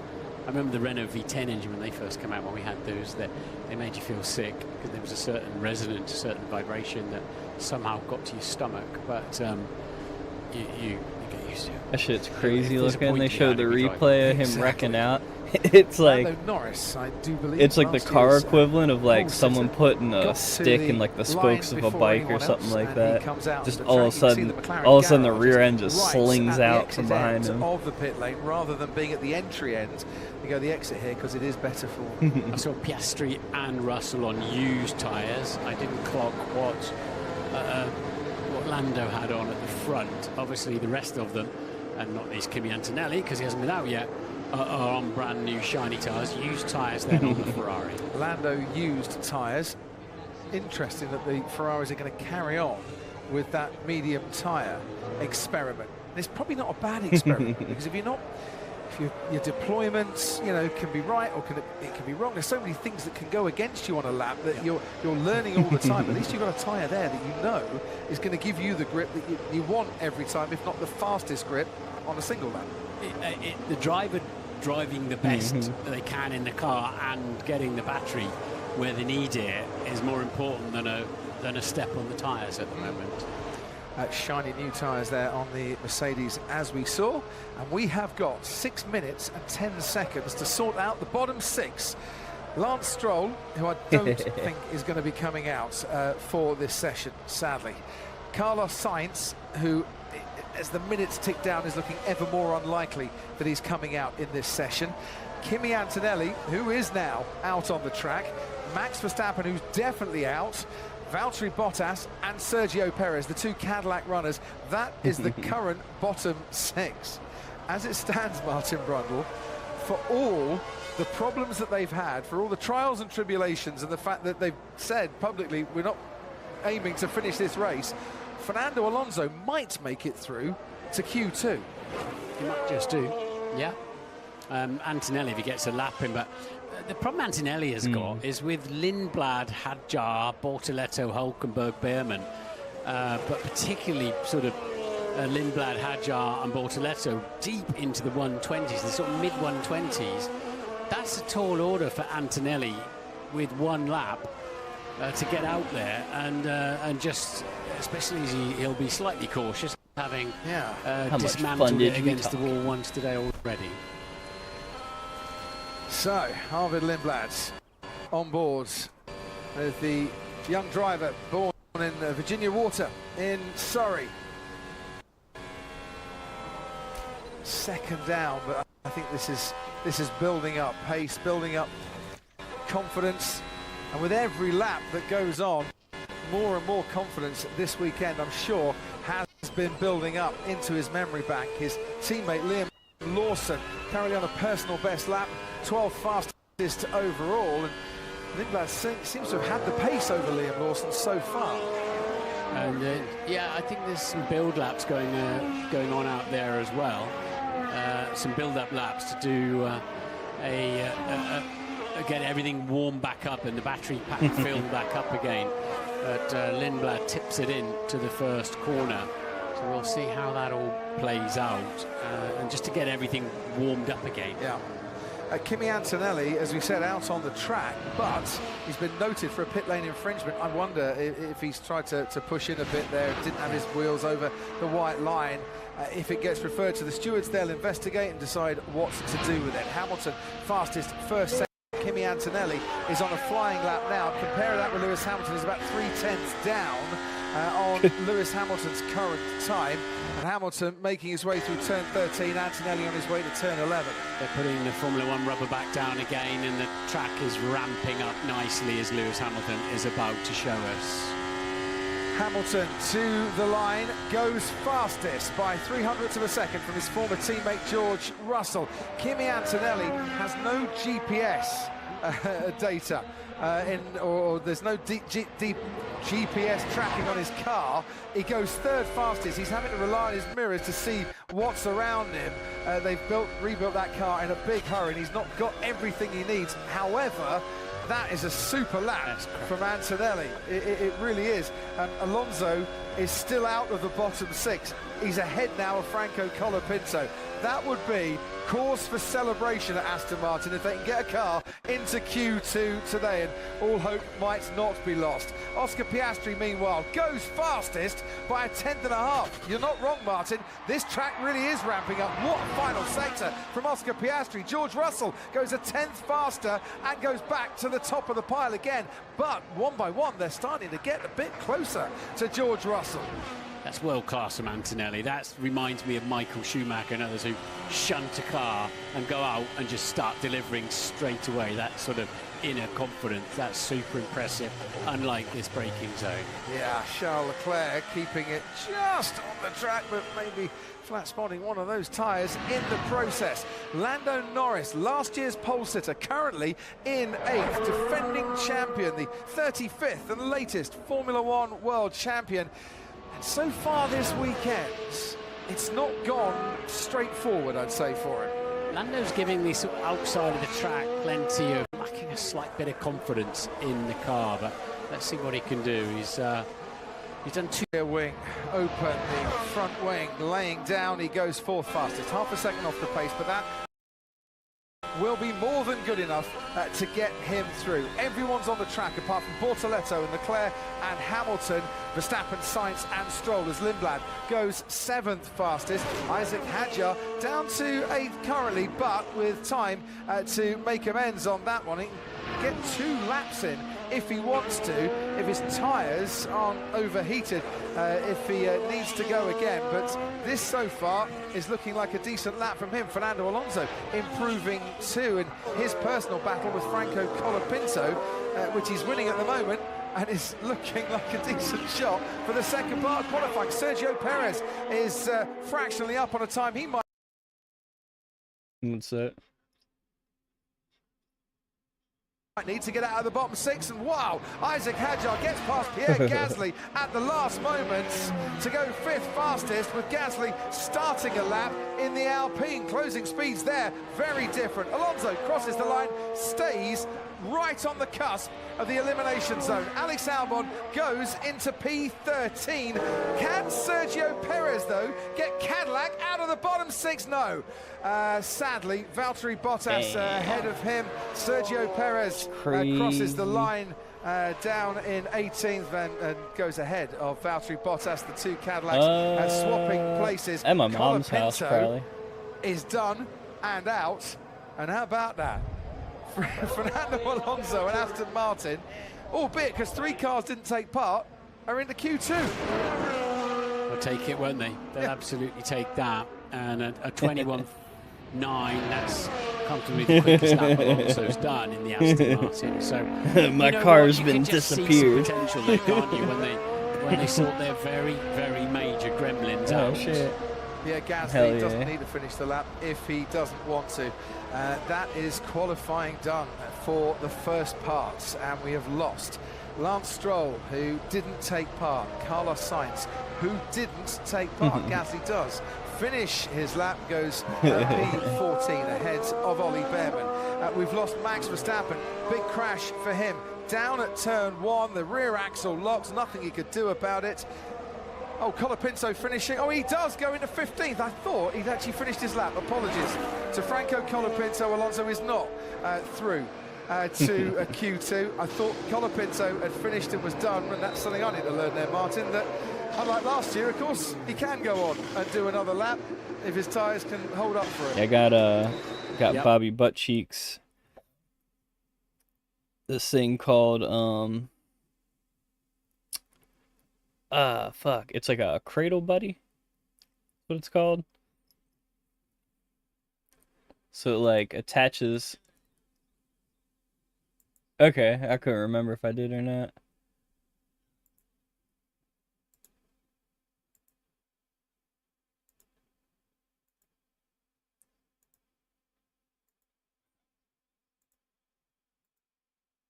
Didn't need changing, because that's incredible. And I'd be absolutely sure it had the set. You know, I know they preset the suspension replacement suspensions and that to make sure that they should be sort of just throw them on. But when they try to do a set down on that, they'll I'm sure that they will find that Antonelli car is not absolutely square and straight. and a brilliant job to get it back together. Right, so well done, Mercedes, and George Russell with the fastest time. Well done, Kimi Antonelli, super lap from him. Stroll, Sainz, Verstappen out in Q1 for the second time in the last 5 Grand Prix. Bottas, Perez, and Alonso. Not really. Well, guys, I mean, it's been a very tricky start. Too many problems, but we're getting there. Now we need to really fight the pace. And it was a super effort to get both cars out, both cars running, and sadly they weren't expecting it, but sadly not through to Q2. First quality done with many, the only way is up, so let's go. Yep. Thanks for your help so far this weekend, mate. We'll keep pushing. I'm sure they will. Fernando Alonso didn't make it in the end. Franco Colapinto left it late and did manage to squeeze into P15. That's the first part of qualifying done. Q2 to come, where we lose the next 6. Who can catch George Russell and Mercedes? They're getting closer.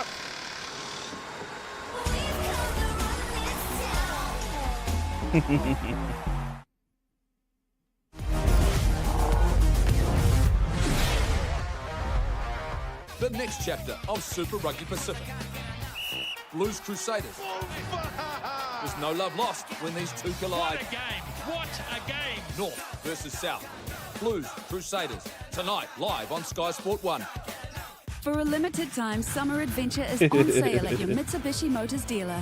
Top of the range Eclipse Cross PHEV VRX at a pre-reg price of just $49,990 drive away. Enjoy pure EV city driving and hybrid-powered long summer road trips. Packed with comfort and safety features and a fuel economy of just 2.1 litres per 100 Ks. New Eclipse Cross PHEV VRX for just $49,990 drive away. Get your summer adventure started today. It's not feeling your best self. Best self! Activated!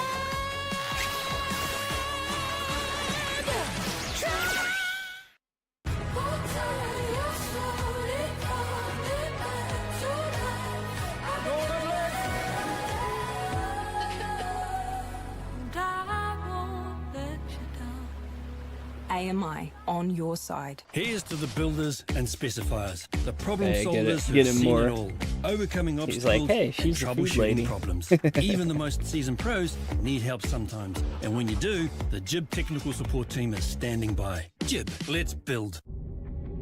Are you ready? Ready for the rush? The roar? The thrill? Ready to get out there and chase adventure? Yeah, the kind of adventure that won't wash off for weeks. Are you ready to work, to build, to load, to tow? Are you ready to discover what you're capable of? Yeah, you're ready.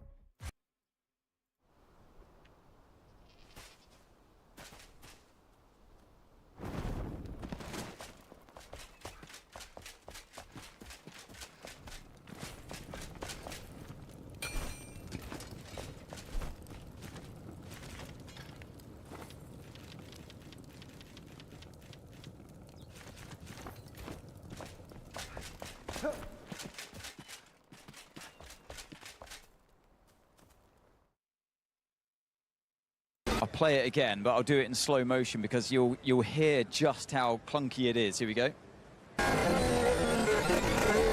There's something clearly not right in that, and as soon as I saw the car spin that violently, I just assumed that it was not driver error at all. So I think that completely clarifies it. I'll just slow it down again. So the car's sparking away at that point. That's pretty normal, but and obviously you want to see whether the driver has left enough margin, which he has. He's maybe even left too much of a margin before that white line, but it's clearly not driver error. So something drastically wrong there, unfortunately, for Red Bull. Other moments that we had, Lando Norris was struggling to get up to speed still because of the problems I feel that he suffered in the free practice session. And yeah, he made a mistake in turn 3, big old slide on the exit as well, but recovered well to get through to P4. So let's see what happens in this next session coming up. What they do for practice, just play around. We've got 20 seconds to go for the start of Q2. Once again, we lose 6 cars, because there's 22 on the grid for this year, and the fight for the places might be a bit more competitive this time around, unless we get more cars retiring and incidents aplenty. Lando Norris trying to squeeze his way in. That's absolutely fine. He's got his wheels over that white line. Kimi Antonelli for a pit lane infringement will be investigated after the session. As the cars file out. Sorry, Martin. Lando will need all of his steering lock, and he's got it, but they've got, because the front tyres are so fat on these things, they've got, and the suspension is so extreme, as you can see with the wishbones there and the steering arms, that they've got terrible steering lock. Never been out qualified by a teammate here in Albert Park. Lando Norris makes his way to build a gap to Alex Albon, the car in front. Don't want to get caught out too much by the turbulent weight once they do get going. I don't know if it was just coincidence, but there were 14 cars on track at the end of Q1, and they were all perfectly spread out around the racetrack, and it looks like they're kind of doing it again in this one. But obviously, as we drop cars, it becomes easier and easier. Ted, what can you tell us? Yeah, just waiting to see Isaac Hadjar come out for Red Bull. You saw the mechanics just around his car there, the sole remaining Red Bull, but not joining the track yet. Just a shout out for Ollie Behrman. The gap was quite a lot. It was 0.6 of a second, but he was the last, wasn't he, Crofty? Yep. And Martin. So he... I don't want to say he scraped through into Q2 because there was quite a big gap, but he was the last one to get in. So Haas will be hoping for a bit more speed, as will Alpine. That was good for them. Well, it was probably the they didn't have usual, high like, expectations coming into this session. Nothing going on in does that not fucking look server. Like a particularly quick car so far this weekend, but well done for both of them to getting into Q2. And a shout out just to echo what you were saying about Arvid Lindblad. I think he's been quicker than his much more experienced teammate Liam Lawson in all of the sessions so far. He's kept his nose clean, and yeah, great show so far from him. Yeah, into Q2. And this is not an easy track to learn either. I know they've got a huge amount of simulator laps that they do. Yeah, your eight man plus the other like two other machines, factions that you're really buddy with that are basically all so just one massive faction. Out on the racetrack. Kind of like Ollie Behrman when he made his start in Formula One. Although backed off from the first sector. Although last year Ollie Behrman didn't set a time in Q1, so going through in 15th place, probably not a bad thing compared to this time last year for him. And the gap was 0.6 of a second. Charles Leclerc has also gone pretty nicely through the middle sector, and unlike Lewis Hamilton, not backed off. Hamilton has Gabriel Portoletto just on the inside, continuing to power on and get ahead of the Ferrari if he can. Here's Leclerc to the slowest corner on the track, turn 13. And now you just want to boost out of that corner.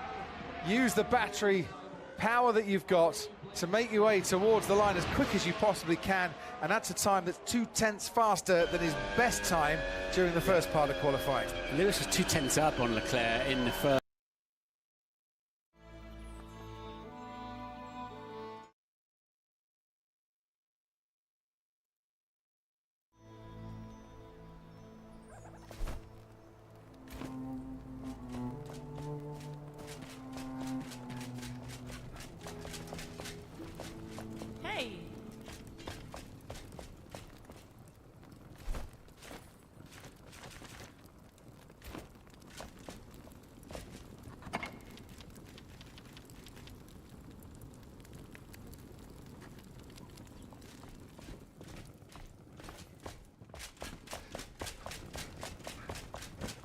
Hello. Hey.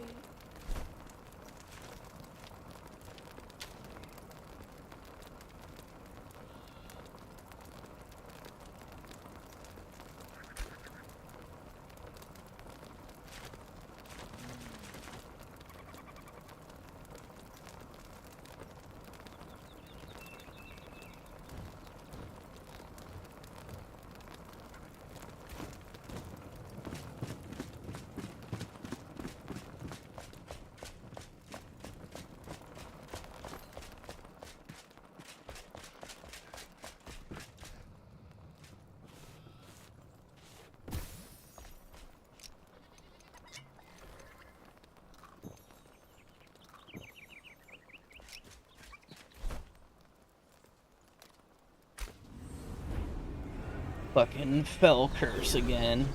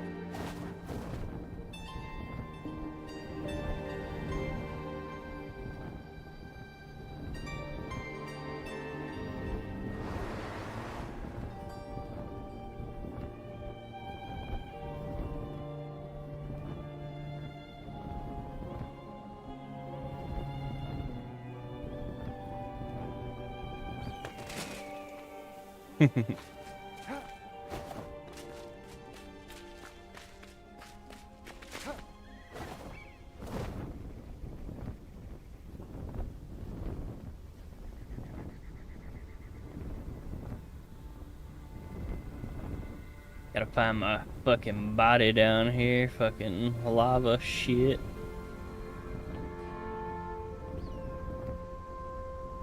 What's that?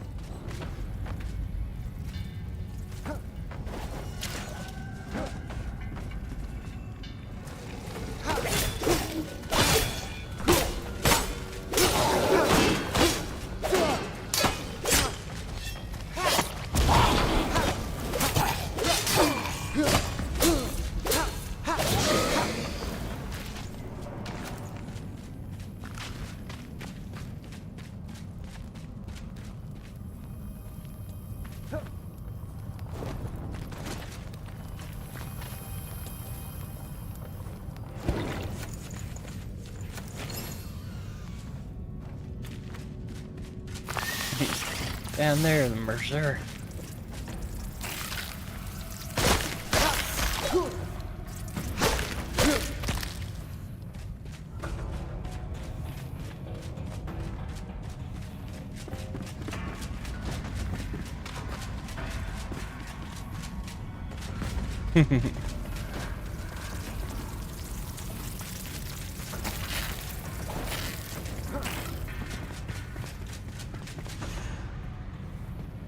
Like, yeah, well, he is coming off a knee injury.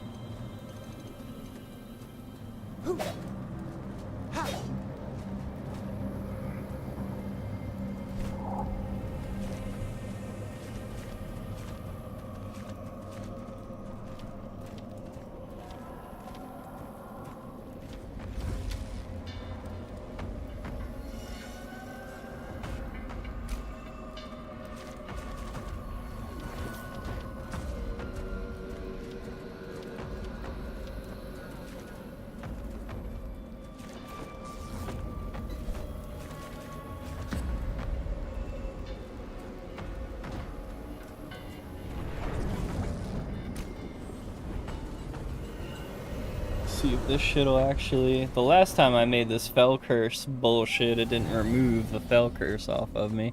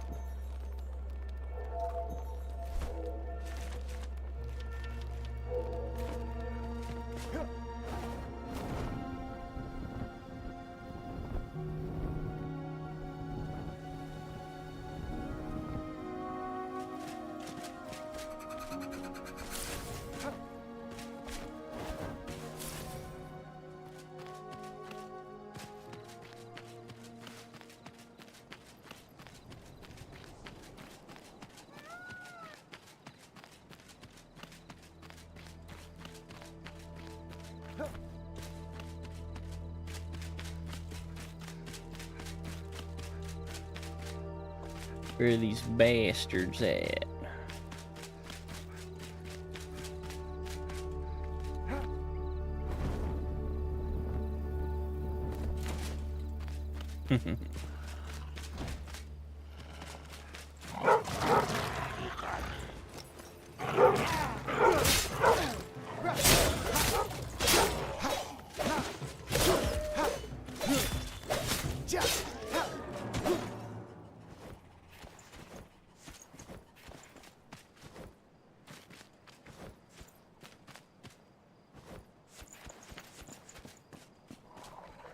Yeah, it's any of them though. It's hard to stay like top tier funny for like a long period of time.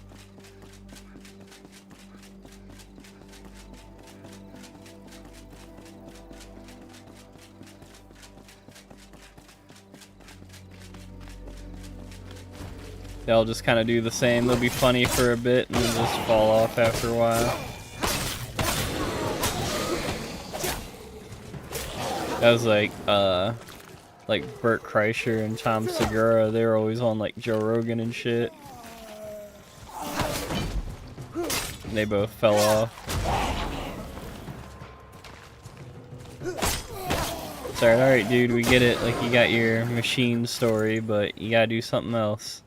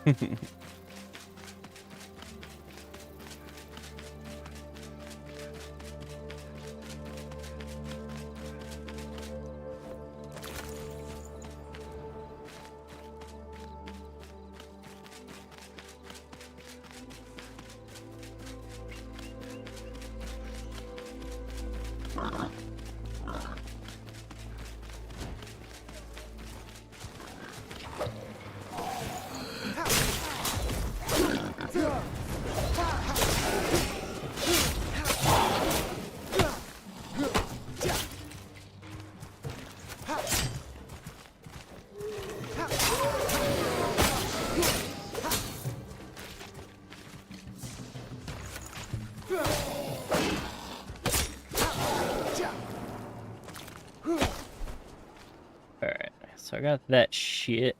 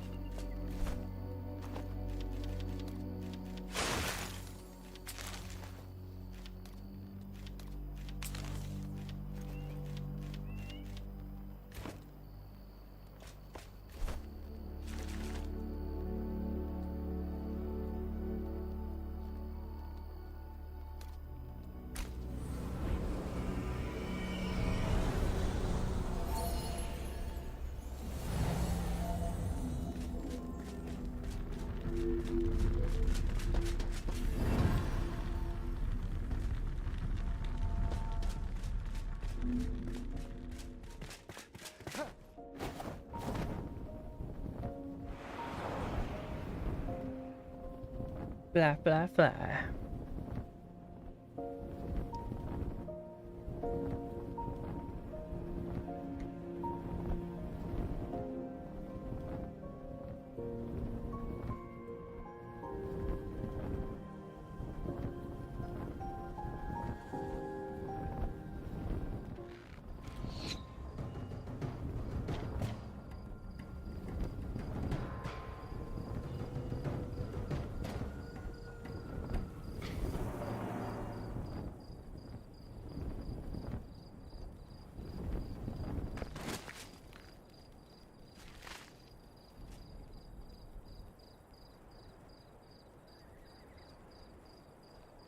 Wow, that fucking sucks.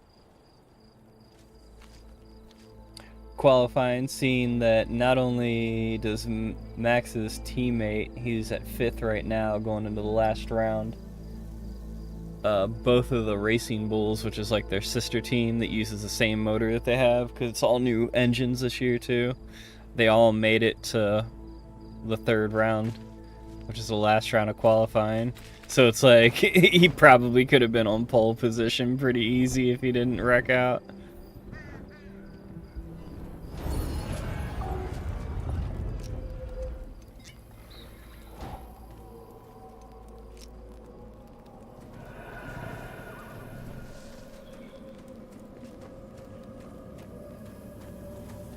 Because generally how you can gauge how well like Red Bull will be on the weekend is see where Max's teammate is. If he's up pretty high, then you know he's definitely going to be up there.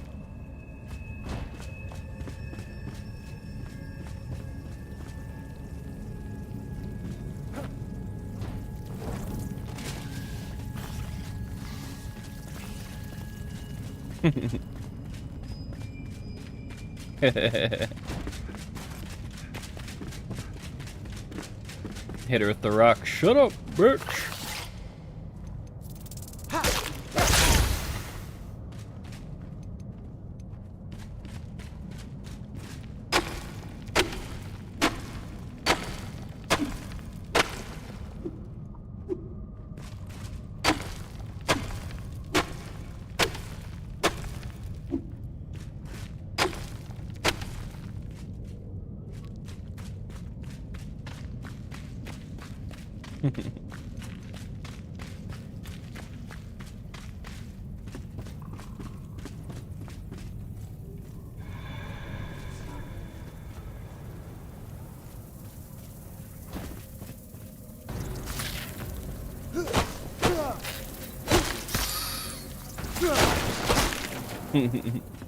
Dog's like, gotcha, bitch.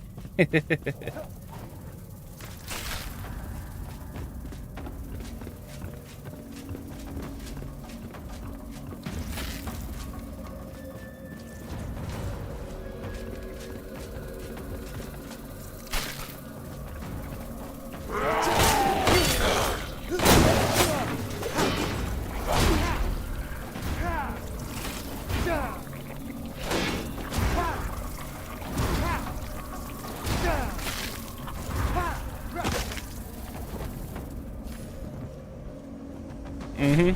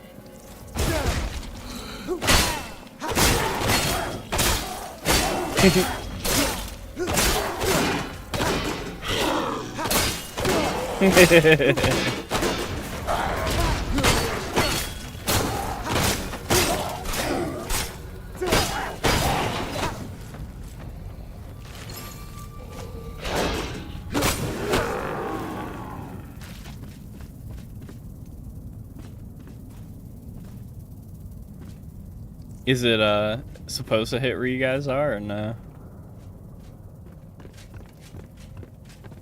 Hmm.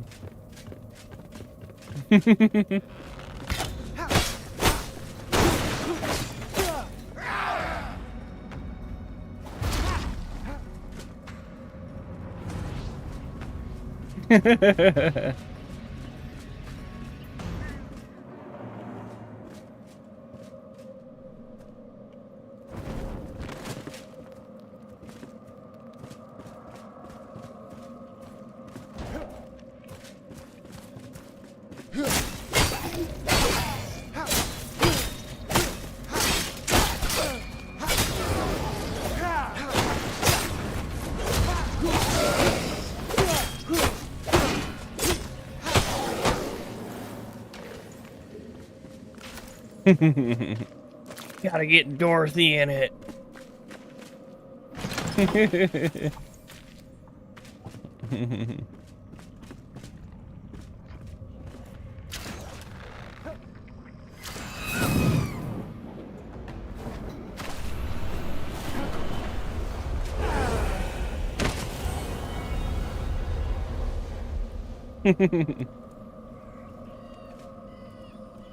Oh my god, I got fucked over again. God damn it.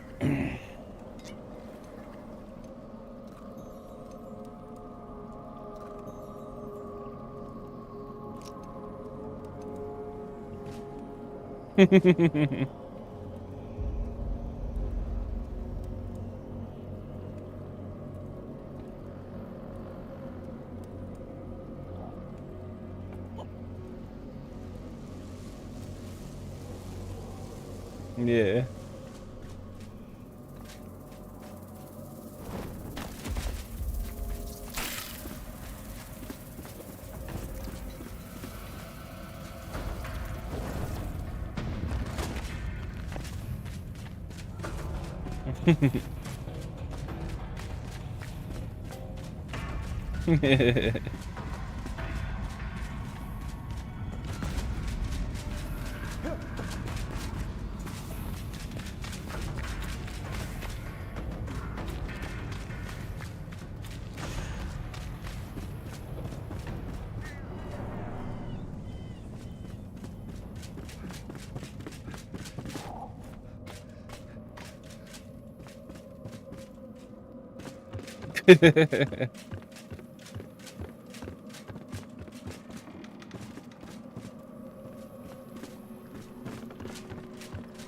Damn.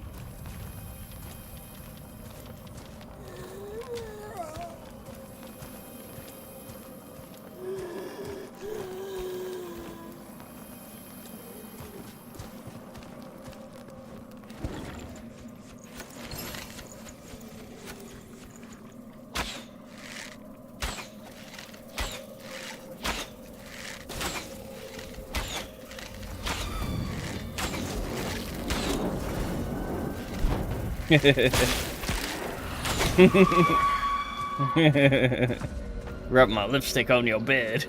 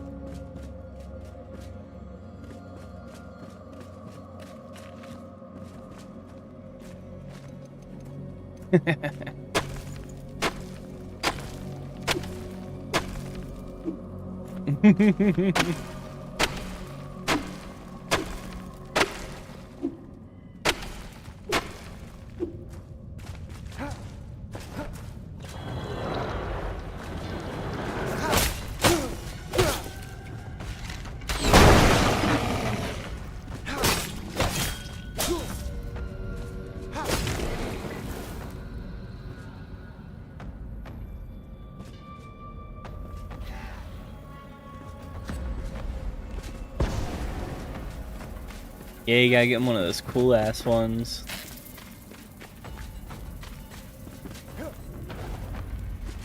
Yeah.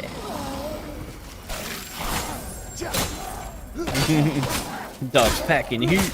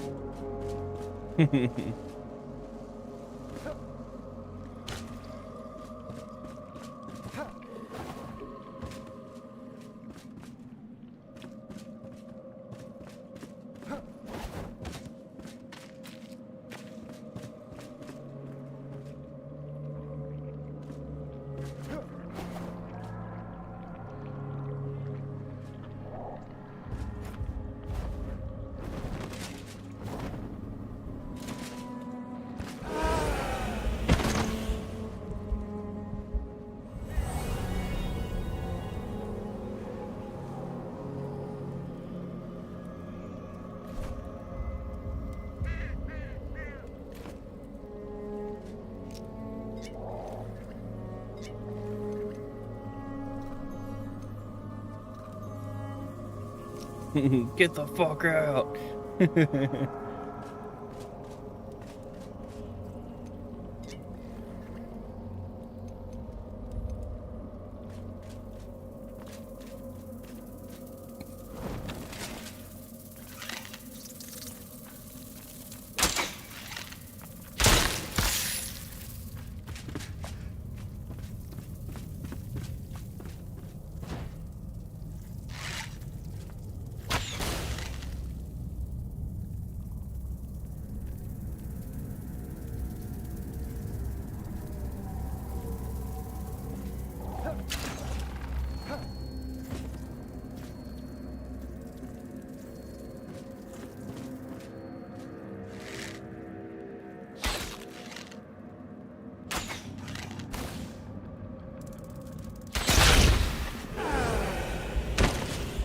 Fuck me.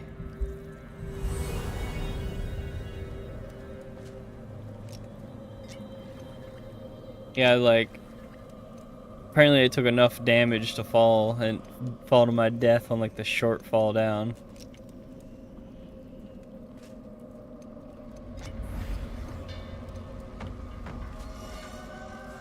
I'm like in this confusing ass like underground area trying to find these elixir wells.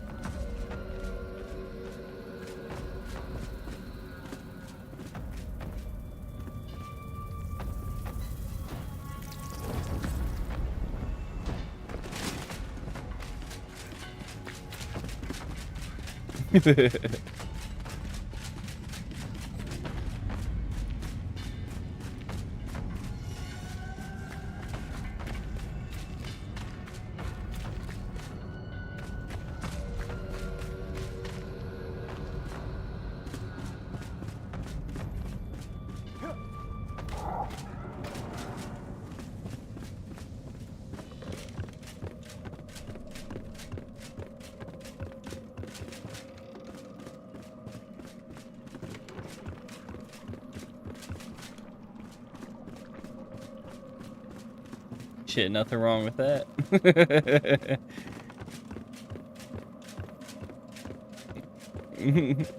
Just sneak over at night and like repile it back up.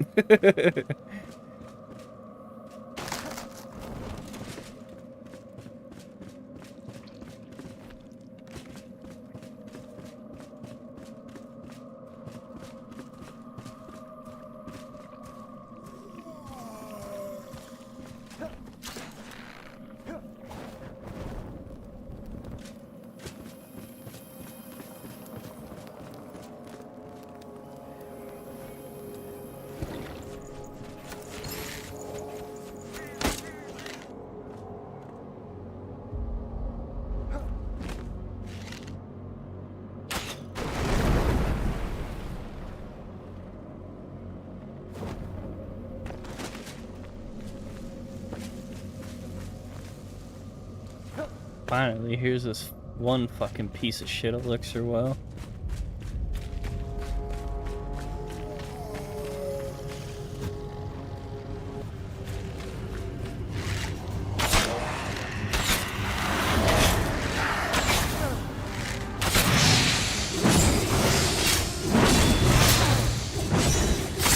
Oh, fuck me.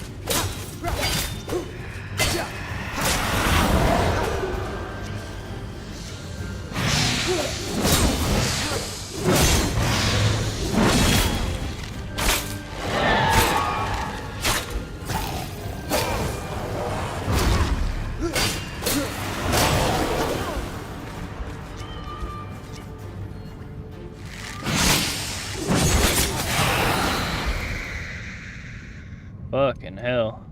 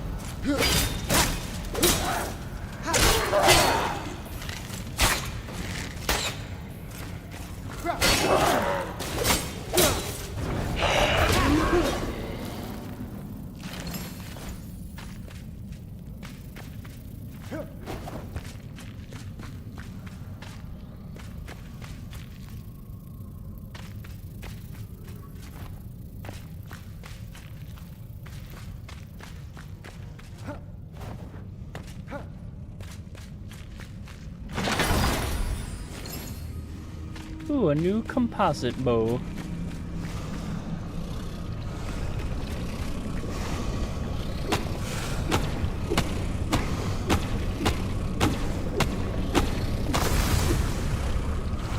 This fucking elixir will suck dicks to get to.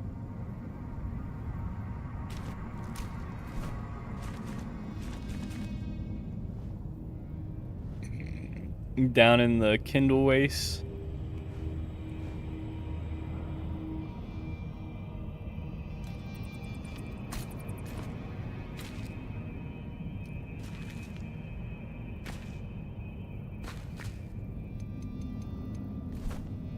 Shit sucked.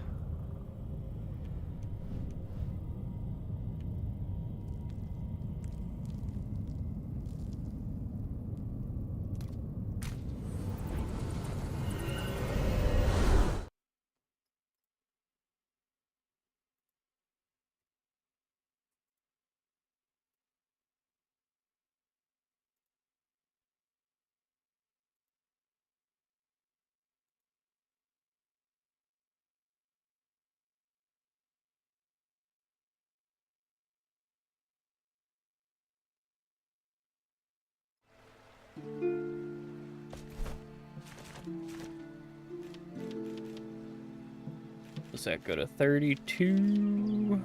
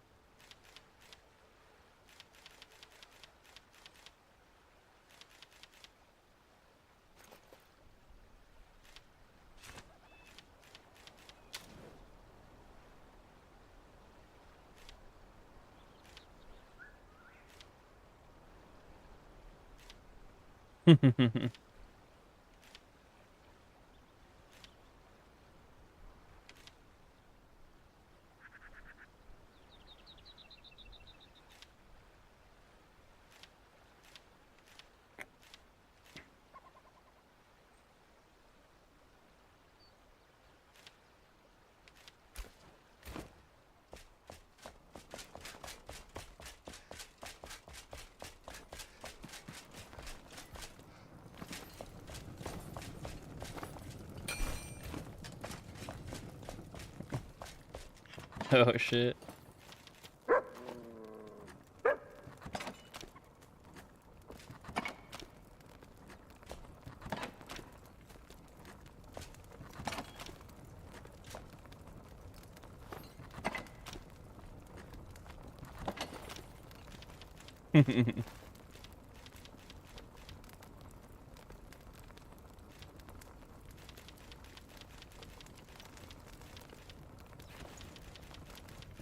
Not a doctor, and I did not stay at a Holiday Inn last night.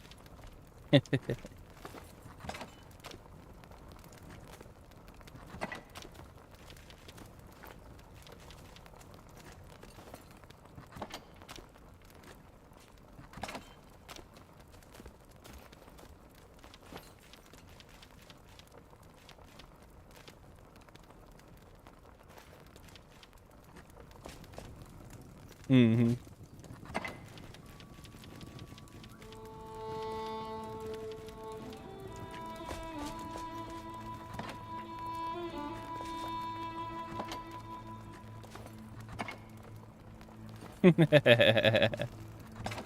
Hell yeah.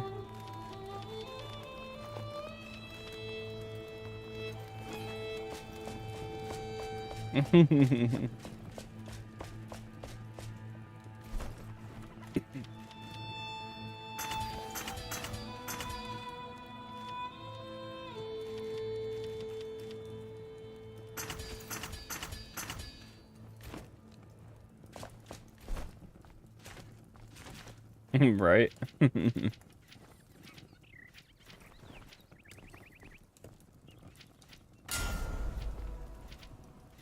Like, hey, I got a crazy idea.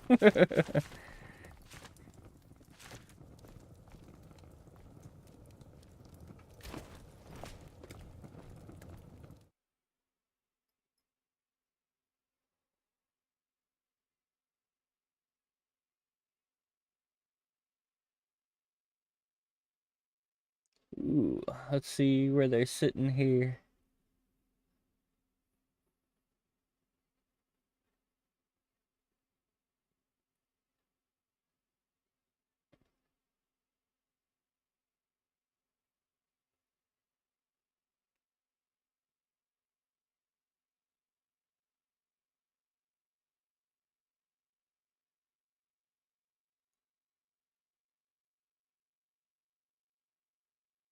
Wow.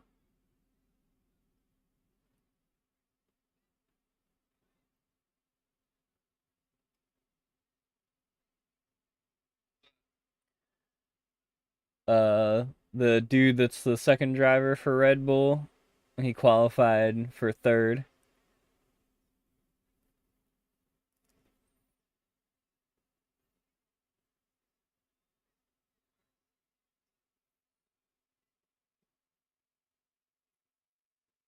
Yeah, so he's third, and then the two sister team drivers are eighth and ninth. They're like a regular midfield team, so so yeah, Max easily probably could have been pole.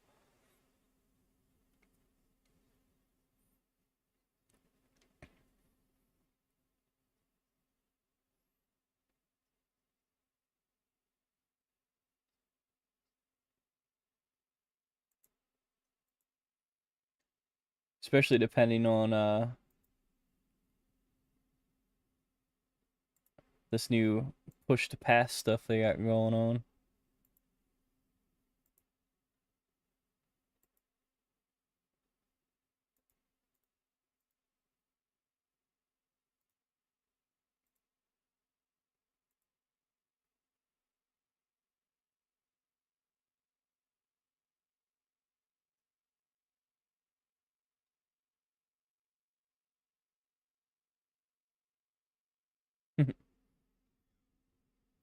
So bad.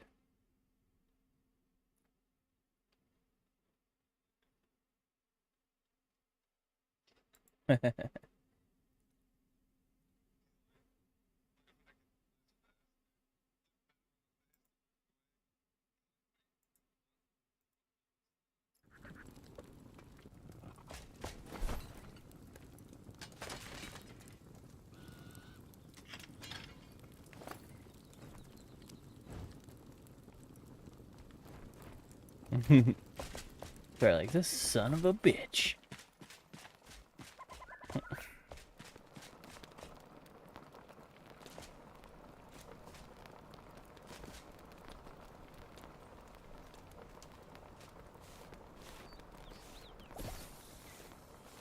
Mm-hmm.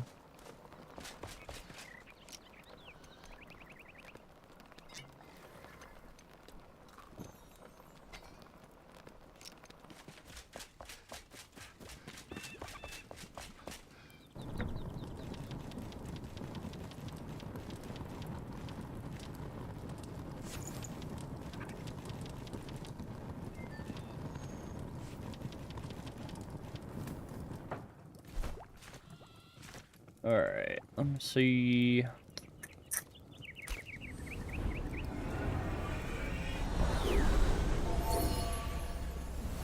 Welcome back to the Kindle Ways, yeah.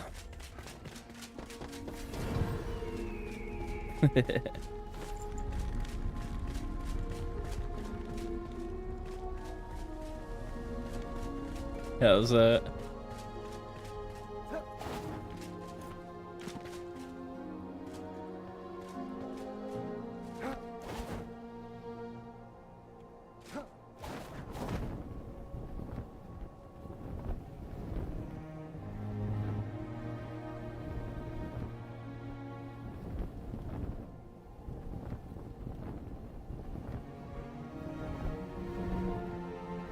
Oh no, a lot of those you can avoid all the bullshit with them.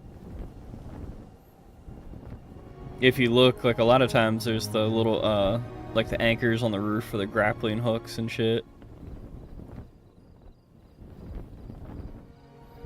Because the one of the hollows I was in, I didn't even realize that there was a couple like whole like sections of the roof and shit that I had like completely missed until I checked it a little bit later. I was like, oh shit.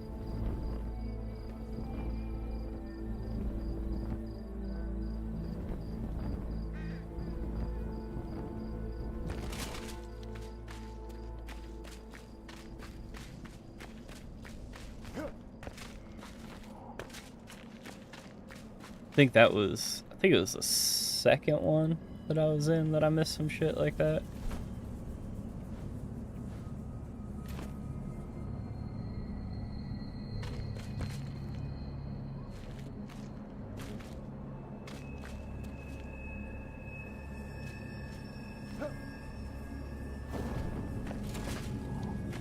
The skeletons.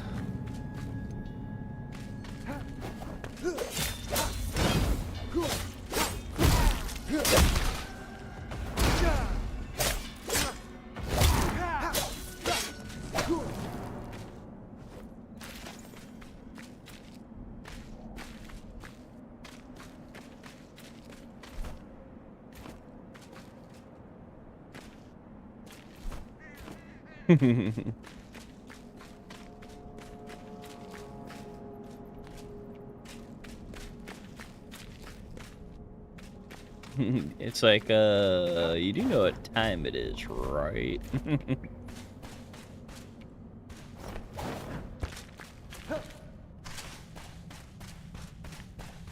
Hmm.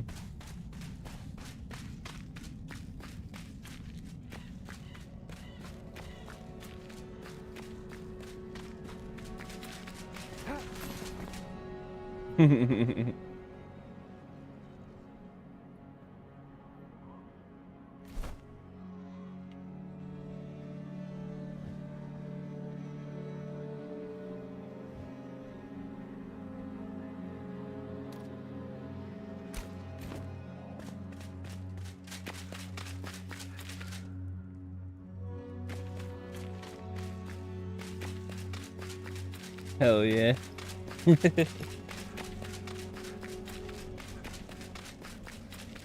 Yeah.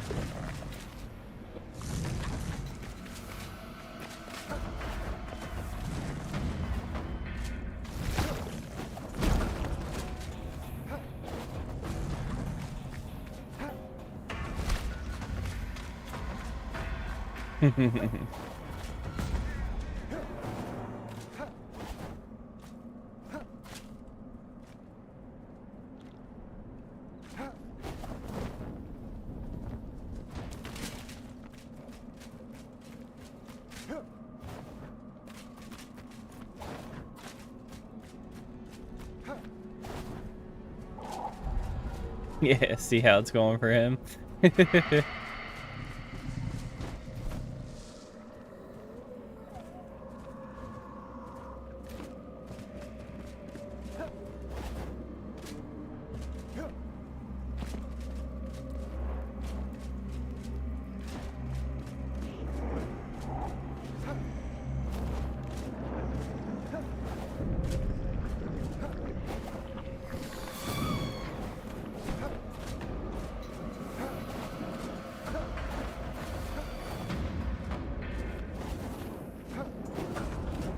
Right.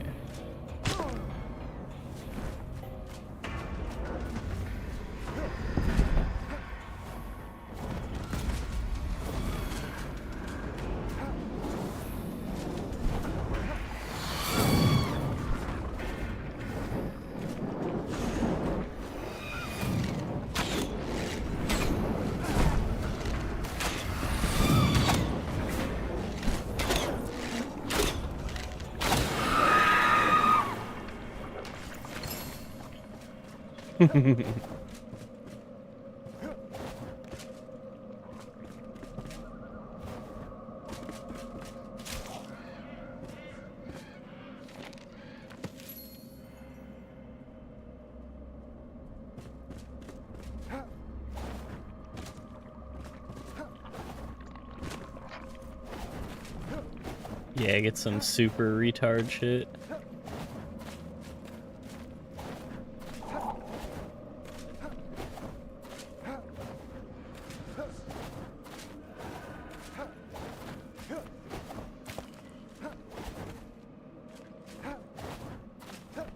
Yeah.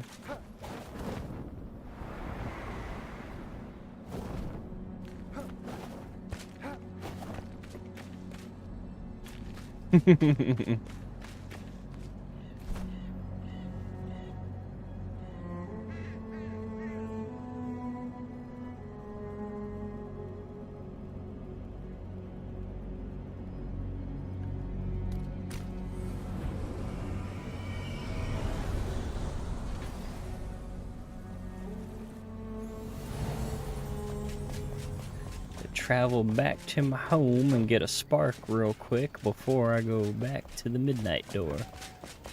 If I can make it in time.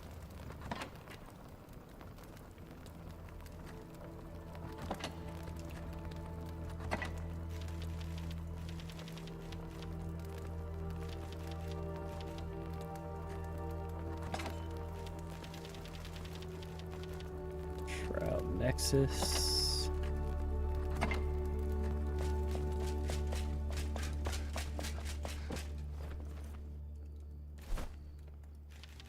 He's probably like, what the fuck is this?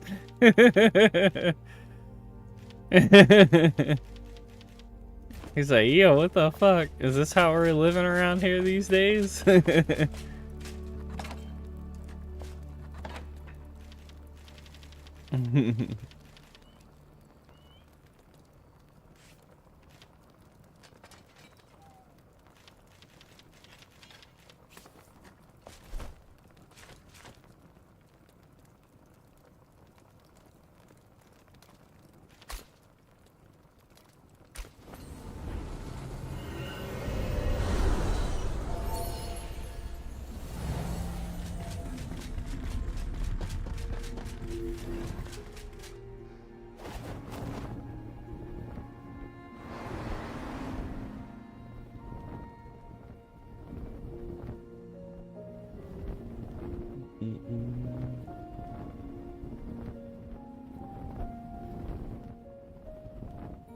Yeah, I was definitely, like you said earlier, laughing about dude back on Arc Raiders, Alpha Daisy. I was like, yeah, figured as much. Wasn't gonna last long.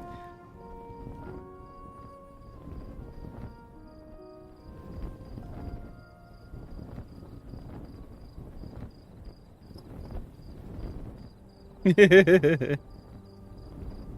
they give up for DJ Moore? I didn't even see that one.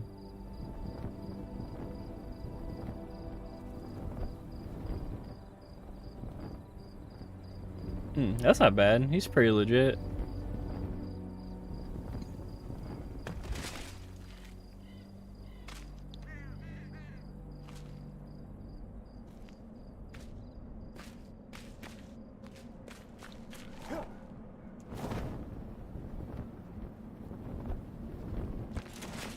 Yeah.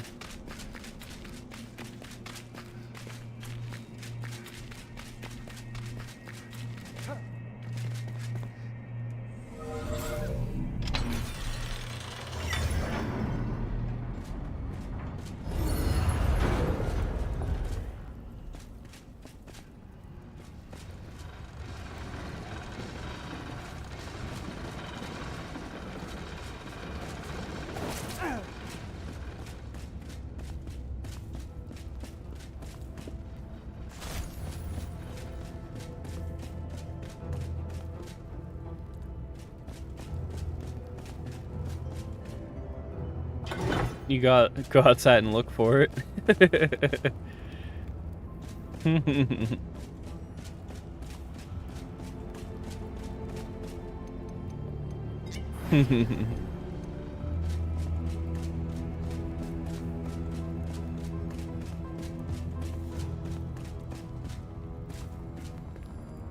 what kind of bullshit we got going on for this?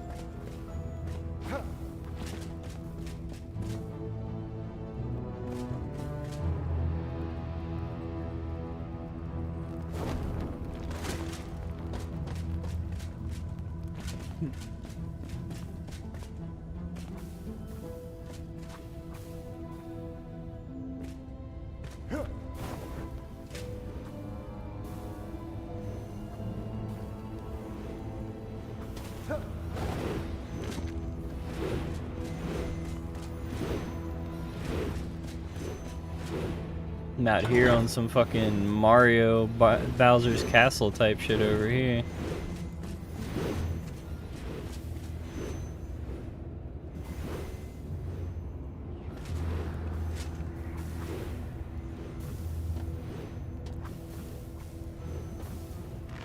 All the lava and shit.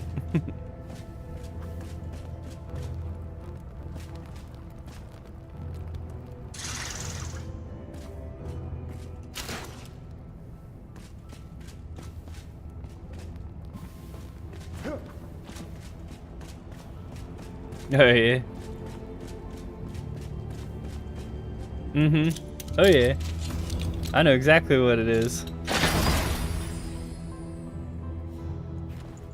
Oh, you're talking about lava chicken.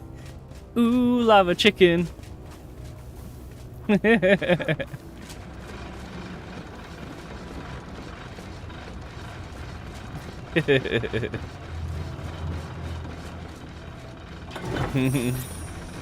Somebody say lava.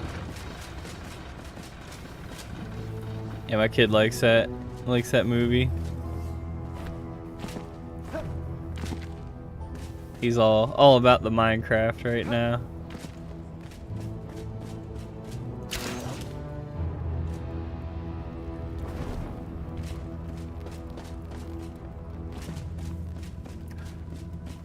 Well, yeah, and it's cool now, like for his age, because they got all like the easy to add mods that are like in their like little marketplace thing.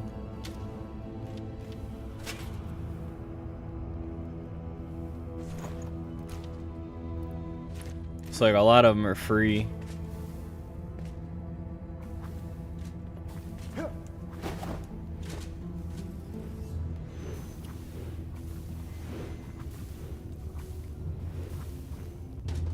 Because it's funny, like some of them, like looking at it, you're like, damn, I remember like having to go through a bunch of crazy shit to add like these mods into here and stuff, and now it's like super fucking easy.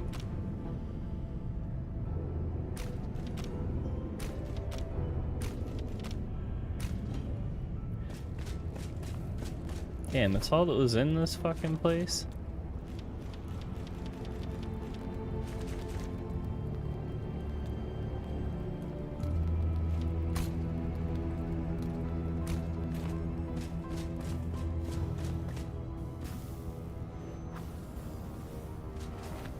Yeah, I thought it was a decent movie for what it was.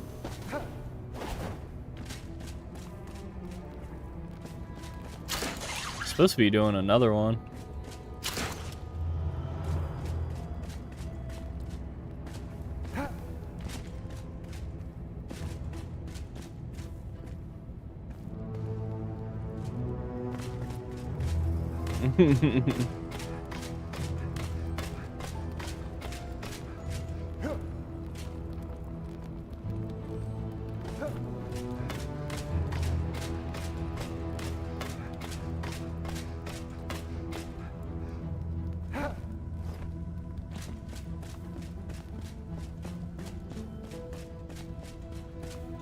And fucking what's his face? Momoa was funny.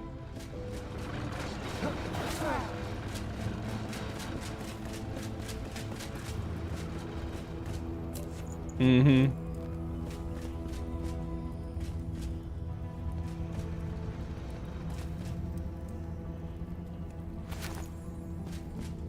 He's just a big dumbass. Mm-hmm.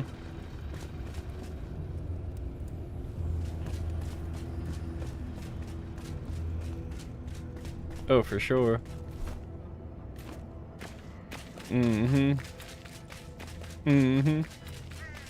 For sure, it'd just be like a fucking big fat biker dude.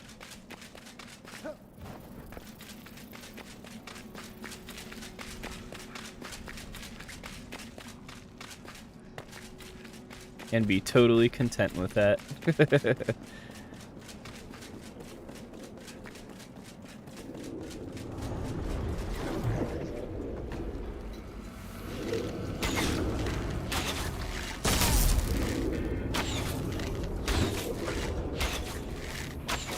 Bitch ass jellyfish.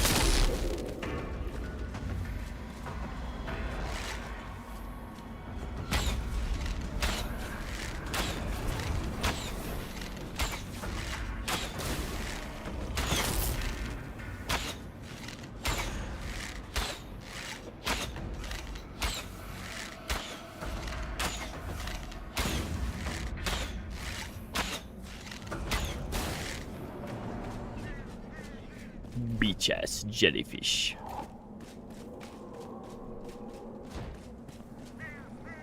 What's this shit? Can I mine this shit? Some shroud sand.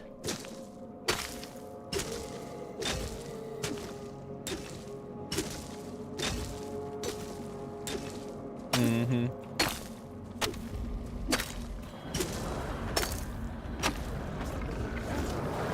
I know, I'm kind of like, borderline on that, where I'm like, I know I'm gonna have to do another one of those like nights of just getting a bunch of fucking shit.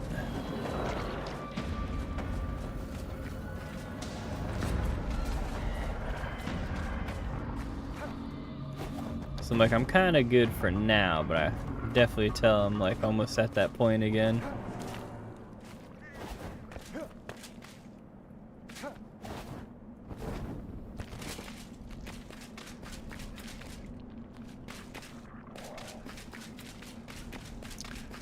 Luckily, I've been getting some like some higher end weapons here, some like higher leveling weapons.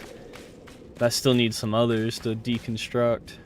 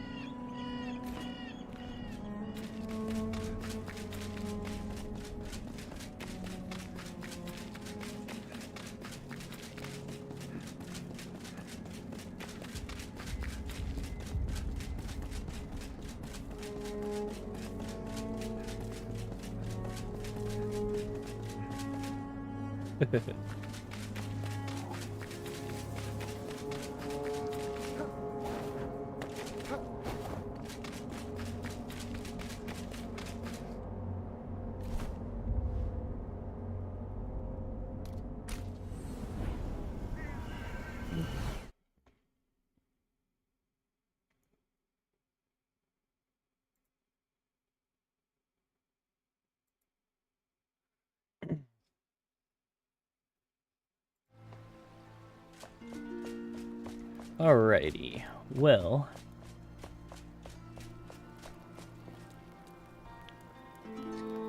Well, being as got some early morning lacrosse practice tomorrow that I gotta go to. I'm gonna call it there. Got some good shit done. Got some more armor and weapons. Did a little bit of diving down over there in the southeast. I'm looking forward to doing some more. The area seems pretty decent. Hopefully we'll find some more boss fights and all. And like I said, one of these nights I definitely got to do some hardcore harvesting on some items. I got a lot of shit to scoop up. I want to get some better health potions as well, so I gotta get nighttime, get those plants and all. But yeah, thank you all for watching. Don't forget to like, follow, subscribe if you haven't already. I will be back. You all have a good one. Catch you later.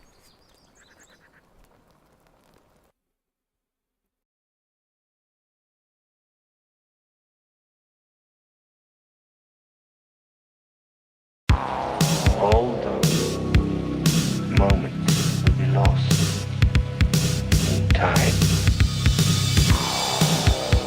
like